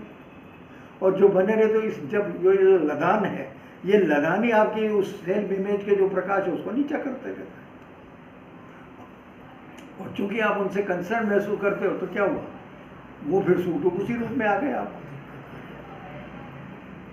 तो जो जिनकी कोई सिग्निफिकेंट नहीं है, जो आवश्यक नहीं है, ये नहीं है वो नहीं है, तो क्या? जैसे मैंने आपको उदाहरण दिया, वो 15 साल पहले किसी ने उसको गधा बकरा गेंडा कुछ भी की दिया था और आज दुखी हो रहा है वो। अरे कहा तो तेरे को इस समय पहले कहा गया था, तो आज कर रहा है याद। तो ये बहुत सारे आपके माइंड में ऐसी चीज़ें आ जाती हैं जिनको अगर आप सेल्फ अवेयर अपनी इमेज के बारे में नहीं हो तो वो आपको दुखी करती है। तो ऐसे बहुत सारे अनावश्यक चीज़ों का, उस भार को आप अनावश्यक कचरे को ढोते देते हैं। तो ये जो अनवांटेड लगेज है माइंड में, इसको आप वो करें, हटाते रहें। और ये हटेगा तभी जब आप आत्म छवि के बारे में अवेयर हो, नहीं तो कभी नहीं हट सकता। और बल्कि आप उसमें जोड़ते रहोगे आप। तो ये जो जोड़ते रहने वाली आदत पड़ जाती है, बड़ी मुश्किल से छूटती है। अनावश्यक रूप से हम करते रहते हैं। अपन मुझे बताइए मेहता साहब, चिंता करके अपन इस दुनिया का क्या कर लेंगे, क्या बिगाड़ देंगे, क्या सुधार देंगे? और फालतू आप उलझे हुए हो। मतलब अपन क्या कर लेंगे? अपन सब लोग मिलकर चिंता करें, साहब ये हो गया, हो गया, हो गया, लेकिन हो क्या कर सकते हैं अपन? जब कर नहीं सकते और फिर भी हम उसकी जिम्मेदारी उससे अपने आप को बोझिल करते जा रहे हैं, तो हम अपने आप को ही तो वो कर लें। तो ये लोग कहना चाहते हैं, इस तरह के जो चिंतक है वो ये कहना चाहते हो अनावश्यक वो नहीं है।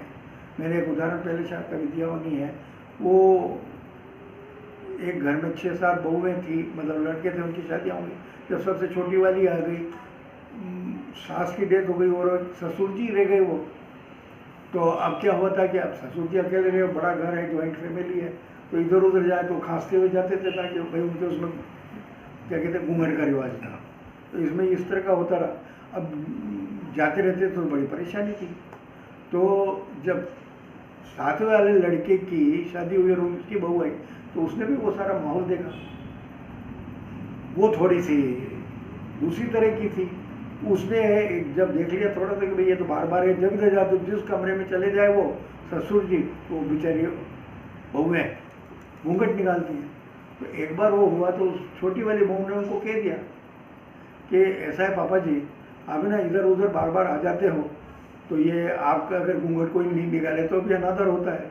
इसलिए सबसे अच्छा है कि हम तो हैं साथ, ये घूंघट आप ही निकाल लिया करो।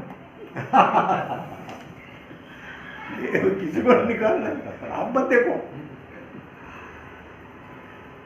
अर्थ क्या हुआ कि बहुत सारी चीज़ों के बारे में हम ये कहते हैं, ऐसे ही फिर बार बार ये कहते रहते थे। देखो जितने जैसे जैसे हम ओल्ड होते जाते हैं ना, आपकी ये मैं आपको सही बता रहा हूँ, मतलब कोई ये ऊंची बात नहीं कर रहा हूँ। जैसे जैसे हम वृद्ध होते जाते हैं वैसे वैसे हमको इमोशनल ब्लैकमेलिंग की आदत बहुत पड़ती है। जो ऐसा माना जाता है, जो आदमी जितना, जो उम्र वाला आदमी जितना अशक्त होता जाता है, उसकी अपेक्षाएं उतनी सशक्त होती जाती हैं। मेरे को एक गिलास यहाँ ला दे, मेरे ये कर दे, मेरे ये कर दे, मेरे ये कर दे। हाँ यही होता है। तो वो क्या हो रहा है कि वो अब अकेले रह गए हैं, बहुएं अपना काम करी, बेटे अपना सारा कर रहे हैं उस घर में, तो बार बार ये कहते हैं। और एक इमोशनल ब्लैकमेल की आदत पड़ गई। कह रहे तुम लोग सब बिजी रहते हो और मेरे को पूछ नहीं रहे हो, और कल से मैं मर जाऊँ तो बार बार ये कहते। और इससे बेचारे सारी बहुएं दब जाया करती हैं, या एक अपने आप को मतलब वो महसूस करती हैं कि ऐसा क्यों सोच रहे हैं भाई, सारा सब कुछ। और ये रिपीट करने की आदत हो गई, हर दूसरे तीसरे ये ठोक देते हो एक उसमें, अरे भाई तुम लोग सब उसमें करते हो, मैं कल से मर जाऊँ तो क्या होगा। वही छोटी बहू उसने 10 बार सुन लिया कि ये तो जब देखो जब हर काम पे ठोक देते हैं इसी बात को कि मैं मर जाऊँ तो मैं, कि कोई बात नहीं आप मर जाओगे तो अच्छी तरह से दाह संस्कार करेंगे, ये कह दिया उन्होंने। उसके बाद से बात साहब ने कहना बंद कर दिया। हाँ बात साहब ने कहना बंद कर दिया। तो कई बार क्या होता है, ये उनकी आत्म छवि मतलब चेंज कर दिया उसने भाई सेइंग ए सेंटेंस कि भाई ये क्या है, भाई कोई भी मरदा और क्या करेंगे, वो बेचारी 7 के 7 हो या 14 हो भले, क्या कर सकती हैं अगर कोई मरे तो ये जो तरीका है ये हम क्या करते हैं। इसीलिए तो जैसे जैसे हम एडवांस इन एज होते जाते हैं तो आपकी इमोशनल ब्लैकमेलिंग स्टाइल होती है जिसको आप भी नहीं जानते। ये तो जब तक आप अपनी आत्म छवि के बारे में नहीं वो करें समझें तो ये आप दूर नहीं कर सकते। ये जो बात उस बहू ने, छोटी वाली बहू ने कही, 7वीं बहू ने कही, ये अगर आत्म छवि वाले बासाब होते तो वो खुद ही इसको दूर कर सकते थे। तो ऐसे बहुत सारे उदाहरण हैं जिनमें आपकी जो आत्म छवि है, और ये मान के चलिए कि आपकी आत्म छवि से ही आप मेहनती बनते हैं, आत्मविश्वासी बनते हैं, परिश्रमी बनते हैं, सम्मान के बारे में ये जितने सारे मैंने लिखे हैं गौरव बोध आपको उसी से होगा। मतलब सारी चीज़ यहीं से उपजती है। और जितने डिप्रेशन की साइट्स हैं जिसमें आप अपने आप को उपेक्षित हैं, आप अपने आप को स्व प्रताड़ित करते रहते हैं, दुर्भाग्य और एहसाने भाग्यहीन मानते रहते हैं, वो भी इसी का ही रूप है। तो ये आपकी आत्म छवि की बात है। अब इस आत्म छवि को ठीक करना है तो ये जो स्टेप्स मैंने बताए ये भी वैसे मैथमेटिकल नहीं है कि भाई ये करोगे तो ऐसा होगा, बट एक पॉसिबिलिटीज़ हैं कि भाई these are the ways and means जिससे आप अपने आप को बनाएं। और कैसे क्या करना आत्मछवि एक ऐसी प्रोसेस है जिस पे आप जितना अधिक ध्यान देंगे उतना वो खुद ही अपने लिए रास्ता बताती रहती है। सबसे अच्छी बात इट इज़ मतलब सेल्फ जो इमेज है, अगर उस पर आप ध्यान दे रहे हैं, उसके प्रति अवेयर हो रहे हैं, तो वो खुद ही अपनी डिफ़िकल्टीज़ को कैसे दूर करना वो बताती है आप। It throws light on that path. तो ये जो चीज़ आती है वो आपको खुद ही गाइडेंस मिलेगी। अभी आपने दरवाजे बंद कर रखे हैं इसलिए वो चीज़ अंदर नहीं आ पाती, लेकिन अगर खोलते हैं तो बहुत कुछ हो जाता है। मैं बिना बात ही चिंता कर रहा था, वन फाइन मॉर्निंग आपको ऐसा लगता है बेकार ही इसके पीछे पड़ा मैं, क्या हुआ इसमें। तो ये है एक साइड चीज़। मैं फिर क्यों उदाहरण देता हूँ कि आपको प्रैक्टिकली बता सकूँ।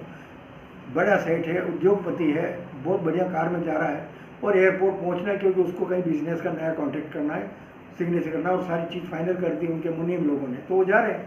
अब जाते जाते एयरपोर्ट जाते जाते एक ऑटो वाला जा रहा था तो उससे और उसकी टक्कर हो गई। अब 50 लाख की कार है, उसको टक्कर मार दी इस ऑटो वाले ने, तो क्या हुआ, वो ड्राइवर उतरा कि सेठ जी भी साथ में, इसने ऐसी टक्कर मार दी, सारी गाड़ी डैमेज कर दी, ऐसा हो गया। वो उतरा और झगड़ा करने का, ऐसे दरों करना पड़ेगा। अब वो बेचारा जैसा है ड्राइवर, वो कहे कि तेरे को ये डैमेज देना पड़ेगा, इतना ये हुआ तूने, इतनी बड़ी गाड़ी की टक्कर मार दी, ये कर दिया। 2 मिनट तो सेठ जी क्यों रोका, देखा जब सुना कि कुछ बात हो रही है तो उतरे और उन्होंने कहा, देखा कि ये मामला मान जाओगे। उसने ड्राइवर का आइए चलो गाड़ी ले चलो भाई, क्योंकि तू 1000-2000 भी दे दे वो तो उससे क्या फर्क पड़नी है, जबकि आगे जाके प्लेन छूट जाएगा, आगे का काम हो जाएगा। सिर्फ एक थोड़ी सी बात थी कि लेकिन उसके लिए वो बहुत बड़ा नुकसान था ड्राइवर के लिए, और इनके लिए वो था कि ये तो कुछ समझ नहीं रहा कि क्या चीज़ क्या हो रही है। तो कई बार सिचुएशन के हिसाब से आप हो जाते, अब वो अगर उस पर हो जाए, अगर वो अवेयर ना हो तो वो भी कह रहा है बिल्कुल तेरे को इसको करना पड़ेगा, बुलाओ पुलिस को, ये करो वो करो, और अननेसेसरी का वो सारा है। तो बहुत सारी चीज़ों में आपको अपने बारे में ही अवेयर होना पड़ेगा। आपके टाइम, आपकी अवेयरनेस और आपके एफर्ट किस रूप में, किस डायरेक्शन में होने चाहिए, ये अगर हमको थोड़ा ध्यान दें तो हम आत्मछवि को, मैंने लास्ट में आपके लिए 2 चीज़ें नोट और करी थी जिससे अपन में एंड कर रहे हैं इसको। ये मैंने लगा कि मैंने बहुत सारे वेस्टर्न थिंकर और उनके आधार पर बात की है, तो क्या अपने इसमें भी है कुछ इस तरह का मामला, हमारे भारतीय चिंतन में भी कुछ है कि नहीं। तो सारी चीज़ों को, कुछ पुराने ग्रंथों को देखते देखते एक श्लोक पकड़ में आ गया, और वो मुझे इस पूरी आत्मछवि के कहना चाहिए निचोड़ के रूप में, संक्षेप के रूप में बहुत अच्छा लगा। तो वो मैंने आपके लिए नोट किया। देखिए, स्वमेव श्लोक ये है, स्वमेव कारणम, आप खुद ही अपने कारण, स्वमेव कारणम स्वमेव धारणम, जिन जिन चीज़ों का आप धारण किया वो भी आपकी वजह से ही है। आप ये मत समझिए किसी और ने आपको कर दिया, यू हैव टेकन दैट। तो स्वमेव कारणम स्वमेव धारणम स्वमेव साधनम, आप खुद ही अपने साधन हैं। तो फिर क्या होगा, स्वमेव प्राप्ति संस्थिता, और आप खुद ही अपने प्रयत्न से संस्थित होंगे, मतलब स्थित हो जाएंगे। इसमें जो आपकी श्रेष्ठ आत्मछवि बनेगी, उस सुख और दुख को पाने वाले आप खुद ही हो जाएंगे। मतलब क्या है, इसमें कोई बाहरी का लेना देना नहीं है। You have to correct yourself. अपन अपने आप को ठीक करें तो अपने आप को ठीक करना है, बाकी चीज़ों को ठीक करने के बजाय क्या होना है, हमको अपने आप को ठीक करना है। हालांकि ये ठीक का संबंध उससे भी है, लेकिन जो नहीं कर रहे हैं ध्यान उधर देना चाहिए, इसलिए ये अपन ने इसका ध्यान दिया। बाकी तो ये भी है भाई, भूख आदमी का ध्यान तो रोटी पे जाएगा उसका, तो भी तुम रोटी के लिए प्रयत्न करो, लेकिन रोटी मिल जाए उसके बाद क्या है। मुझे एक वो याद आया कि मैं किसी लड़की वालों के, अपने रिश्तेदार के लड़की वालों की तरफ से भोपाल में था, और वहाँ पे वो कोई MLA उनकी बारात आने वाली थी। तो व्यवस्था की गई वहाँ, जो लड़की वाले थे कि भाई हर जगह अच्छा वो हो जाए, व्यवस्था हो जाए, बारात जहाँ ठीक जाएगी। तो उसकी एक सुपरविजन की ड्यूटी मेरी लगा थी, और उसमें कह दिया सब चीज़ें देख लेने व्यवस्था में, भाई वहाँ पर सब व्यवस्थाएँ होनी चाहिए। तो ठीक है, उतने में जब सुबह वो हुआ, एक सज्जन बारात वाले आए और उन्होंने कह दिया कि अरे साहब क्या व्यवस्था है आपके यहाँ, कुछ नहीं किया आपने, ये क्या नहीं किया, और ये है ये है। मैंने कहा साहब सब कुछ तो है, कि कहाँ है, कोई व्यवस्था नहीं। मैं बाथरूम में नहाने के लिए तो मतलब आपने साबुन तेल वगैरह कुछ भी नहीं रखा है। तो मैंने कहा साहब रखा हुआ तो है कि, अरे कि नहीं आपने जो रखा मैं उस साबुन के ब्रांड से नहीं नहाता हूँ। अरे भाई मुझे क्या पता यार, तेरे तू किससे नहाता है भाई आप किससे नहाते हो, आप कोई वो भेजते हो क्या मेरे पास, बताओ कि वही होना चाहिए, वही होना चाहिए, और वो पूरा इसको माहौल ही वो करने का। अब ये एक अजीब तरह की चीज़ें होती है। ऐसे बहुत सारे रिएक्शंस अनजाने में अपन लोग भी कर सकते हैं, बहुत सारी चीज़ों का ये हो सकता है। तो होना ये चाहिए कि हम अपने उसको ठीक करें, अपनी चीज़ को समझें और खुद को मान लें। तो ये जो आत्मछवि वाली बात कह रहा हूँ, अपने जितने भी सुख दुख, मैंने तो बहुत ज़्यादा 2-3 दिन से तो मैं इसी में उलझा हुआ था। ये जो खुद की वो है, तो बहुत सारी चीज़ें लिखते हुए, समझते हुए, पढ़ते हुए ही मेरी अपने आप में दूर हो गई और ये सोचा कि वाकई में हम अनावश्यक रूप से बहुत सारी चीज़ कर रहे हैं। ये जो 3-4 कारण आपको बताएं, सूत्र बताएं, इनसे आप समझें तो वाकई में हम बहुत सारी चीज़ों में अनावश्यक लोड लेना तो अपन सबकी आदत बन गई इस मॉडर्न टेक्नोलॉजी में, और इन सब चीज़ों में अपन अनावश्यक रूप से कचरा भरते रहते हैं बहुत सारी चीज़ें। अब 2 चैनल वाले पता नहीं क्या क्या कर रहे हैं और अपन उनके बारे में सुख दुख शुरू कर दिया। जिसको क्या बेचनी चीज़ें उनको बेचनी है और अपन उनसे अनावश्यक रूप से होते जा रहे हैं। तो ये बहुत सारी चीज़ जहाँ आपको प्रूनिंग करनी पड़ेगी, छटनी करनी पड़ेगी, और तब जा कर के आपके सुख दुख का थोड़ा सा वो होगा, नहीं तो आप दुखी के उसमें चलते रहेंगे। और इन सब चीज़ों का मैंने जैसा बताया कि कभी भी उस तरह से नहीं हो सकता कि मेरे पास 10 गुना पैसा और आएगा तो ठीक हो जाऊंगा, या ऐसा हो जाएगा तो ठीक हो जाएगा। पैसा आने पे जब आपके अभाव लगे तो ठीक हो गया, बाकी नहीं हो सकता। तो ये बहुत बड़ी चीज़ है। और इसी तरह से जब ये श्लोक देखा था तो एक और चीज़ और याद आ गई, जो अपने इकबाल का वो है, खुद ही को कर इतना बुलंद, है ना, ये खुद ही को कर इतना बुलंद कि खुदा खुद तुझसे पूछे कि बता तेरी रज़ा क्या है। तो आप अपने आप को, तो मैं इसको आत्मछवि के रूप में जोड़ रहा हूँ कि आप अपनी आत्मछवि इतनी बढ़ा दें कि खुद ही आपको सुख दुख पूछे भाई हमको आना है कि नहीं आना आपके यहाँ। You can stop. If you will permit they will come, you will not permit they will not come. तो ये सब है। आप लोगों ने मेरी वार्ता को, मेरे छोटे मोटे इस प्रयत्न को ध्यान से सुना, अच्छी तरह सुना। मैं आभारी हूँ कि आपने मेरी बात सुनी और बहुत बहुत आभार।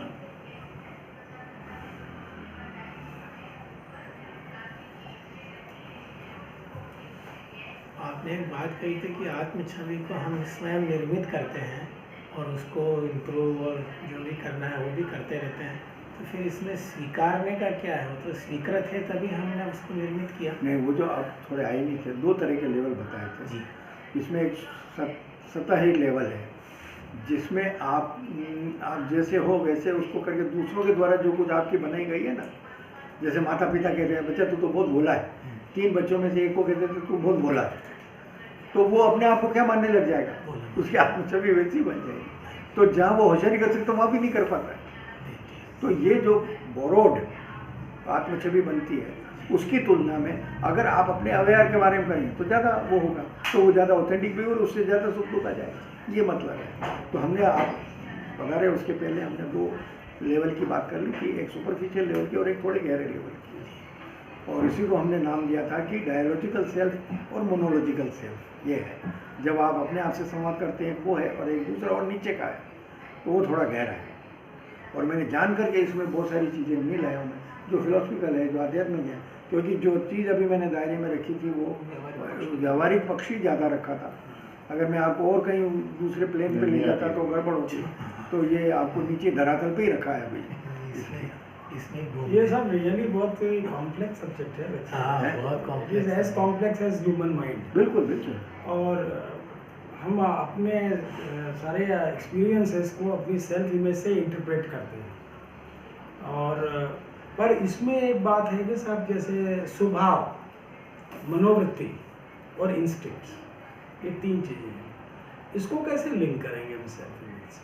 क्योंकि कई लोग स्वभावतः ही ऐसे होते हैं, मनोवृत्ति ही उनकी ऐसी होती है जैसे स्वभाव से कंजूस होते हैं।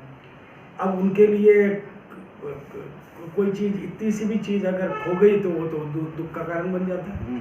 वो हो ही जाता है। कोई बड़े राजा दिल का स्वभाव का होता है, हाँ। बहुत सारा उसके चला भी गया तो वो समझेगा आ रही है तो कोई बात नहीं, लोगों के पास पहुंचा, मेरी जय जयकार करेंगे वो लोग। और एक इंस्टिंक्ट्स का भी रोल है आपके सुख दुख के अंदर। मतलब कई बार आप इंस्टिंक्चुअली, रिएक्ट करते हैं।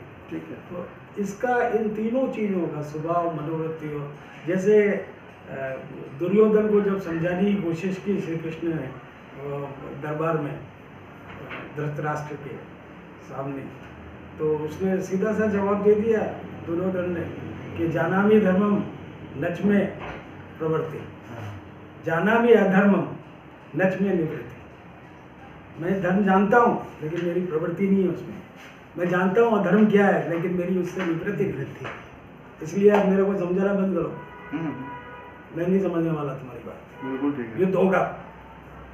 तो ये जो प्रवृत्ति, ये जो स्वभाव है, जैसा कि श्री कृष्ण ने अर्जुन को भी कहा था कि भाई लड़ना तो तेरे को पड़ेगा, ये तो तेरे स्वभाव में है, तू क्षत्रिय है, लड़े बगैर तू रह ही नहीं सकता।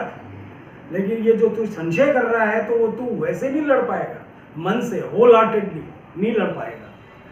उसी को समझाने के लिए तेरे को ये सारे भाषण कर रहा हूँ।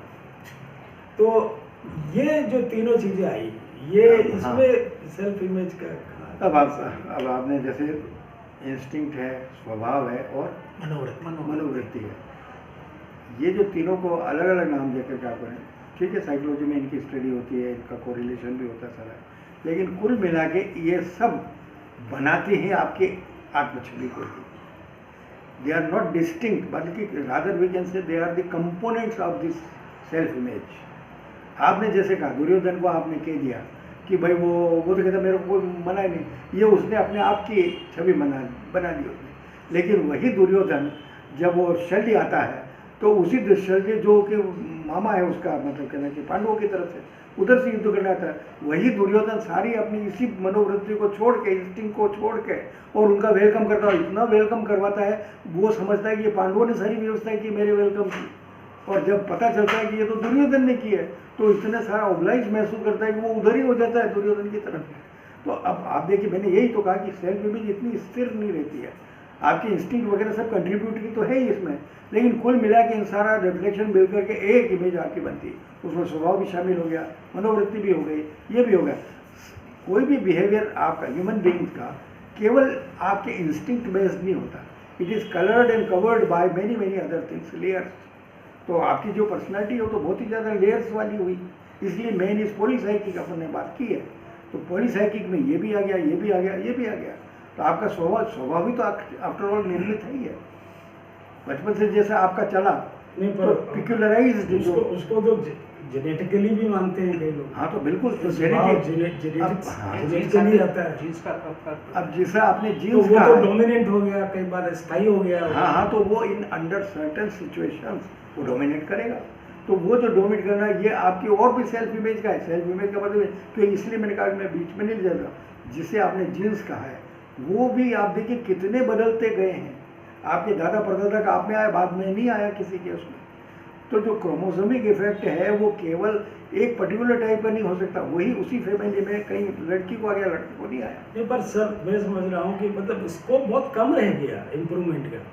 आपके मतलब 80% से ज़्यादा चीज़ें तो जब जीन्स का क्रॉस में क्रॉसिंग होता है तभी डिसाइड हो जाता है। बिल्कुल ठीक है, पर ये बात कौन कहते हैं? खुद बायोलॉजिस्ट कह रहे हैं, हेरेडिटी वाले कह रहे हैं कि भाई ये इतना ज़्यादा इम्पोर्टेंट है, but it is their opinion which is एक कॉर्नर की, एक फील्ड की है ओपिनियन है। और अगर हम इसको एज ए 100% ट्रू मानते हैं या एक्सेप्ट कर लें तो बात अलग हो जाएगी। लेकिन अगर ये पार्ट ऑफ दैट सिस्टम है तो फैक्ट तो है ना सर। नहीं, फैक्ट है, बायोलॉजिकल फैक्ट है, बायोलॉजिकल फैक्ट है, क्योंकि डोमिनेट वो कर रहा है। लेकिन उस डोमिनेंस को वो खुद भी तो मानते हैं, हेरिडिटी वाले भी तो मानते हैं कि इन मेनी केसेस जैसे सर आईक्यू है तो आईक्यू का तो निर्धारण डिटर्मिनेशन वही हो जाता है। ठीक है, जेनेटिक क्रॉसिंग होती है। हाँ, जब क्रोमोसोम्स क्रॉस करते हैं, इंटर क्रॉसिंग करते हैं, तब ये डिसाइड हो जाता है। अब आईक्यू के इम्प्रूवमेंट में बहुत ज़्यादा स्कोप नहीं रहता। ठीक है, 5% ज़्यादा आप इम्प्रूव कर सकते हैं अपने प्रयत्नों से। मैं ठीक उसी तरह सेल्फ इमेज के इम्प्रूवमेंट में भी बहुत ज़्यादा स्कोप नहीं मान रहा। लेकिन जो बहुत सारे लोगों के चेंजेस हुए हैं, आप क्या मानते हो? अगर वाल्मीकि डाकू से ऋषि बन गया जी तो क्या हुआ होगा?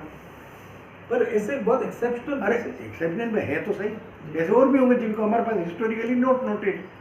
आप अपने जीवन में देख लीजिए कि बहुत सारी चीज़ें जो क्या मानते थे आप अपने आप को राजपूत समझते थे।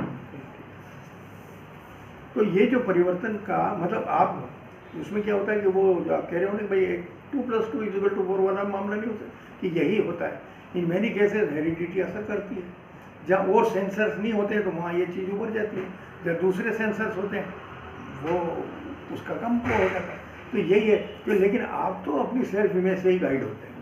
उसमें कंट्रीब्यूटरी फैक्टर कौन कौन से बने, उन्होंने क्या आकार प्रकार दे दिया आपको, वो एक अलग बात है, मतलब वो हो सकता है उसमें, लेकिन फिर भी वो कंट्रीब्यूट तो करते हैं आपकी सेल्फ इमेज बनाने। जैसे आपके चिड़, बहुत ज़्यादा लोगों को गुस्से का बहुत ज़्यादा स्वभाव होता है, और जो गुस्से का स्वभाव होता है तो हर छोटी बात में, जैसे आपने भी कहा, छोटी सी बात में वो उबल जाता है। तो ये अगर है तो उसकी खुद की इमेज कि हाँ यार मुझे गुस्सा बहुत आता है, और जो इसलिए मैंने कहा कि पहली बार में आपको ऑनेस्टली ये स्वीकार करना है कि मुझे गुस्सा बहुत आता है, तभी आप उस गुस्से को दूर कर सकते। Bye bye. और दूर करने के लिए तो माना गया, देखिए सारे चिंतक लोगों ने ये मान लिया है कि इम्प्रूवमेंट इन्फिनिट हो सकता है। आदमी की क्रोमोसोमिक इफेक्ट, बल्कि इससे क्रोमोसोम से तो ज़्यादा बड़ा कर्म संस्कार का असर जो जन्म जन्मांतर से आपके उस रूप में चला रहा है। राधा कृष्ण कहते हैं कि भाई जो आर्किटाइप्स हैं मैन के, उन आर्किटाइप्स को भी चेंज किया जाता है।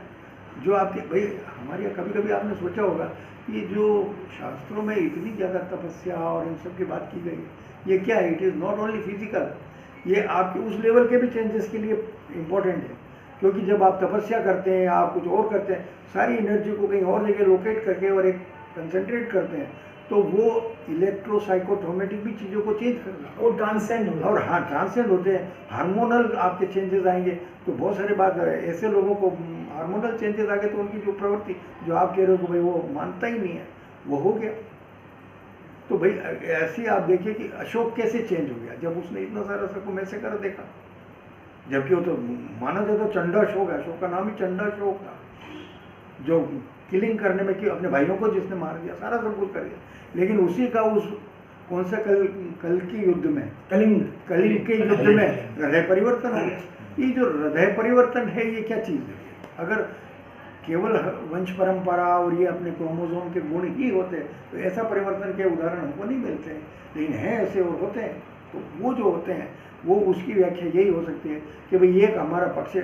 सामान्यतः कोई अपने आप को वो नहीं करता है, उस तरह का नहीं ये होता है, मतलब उनसे बाउंड्री क्रॉस करके वो नहीं जा सकता।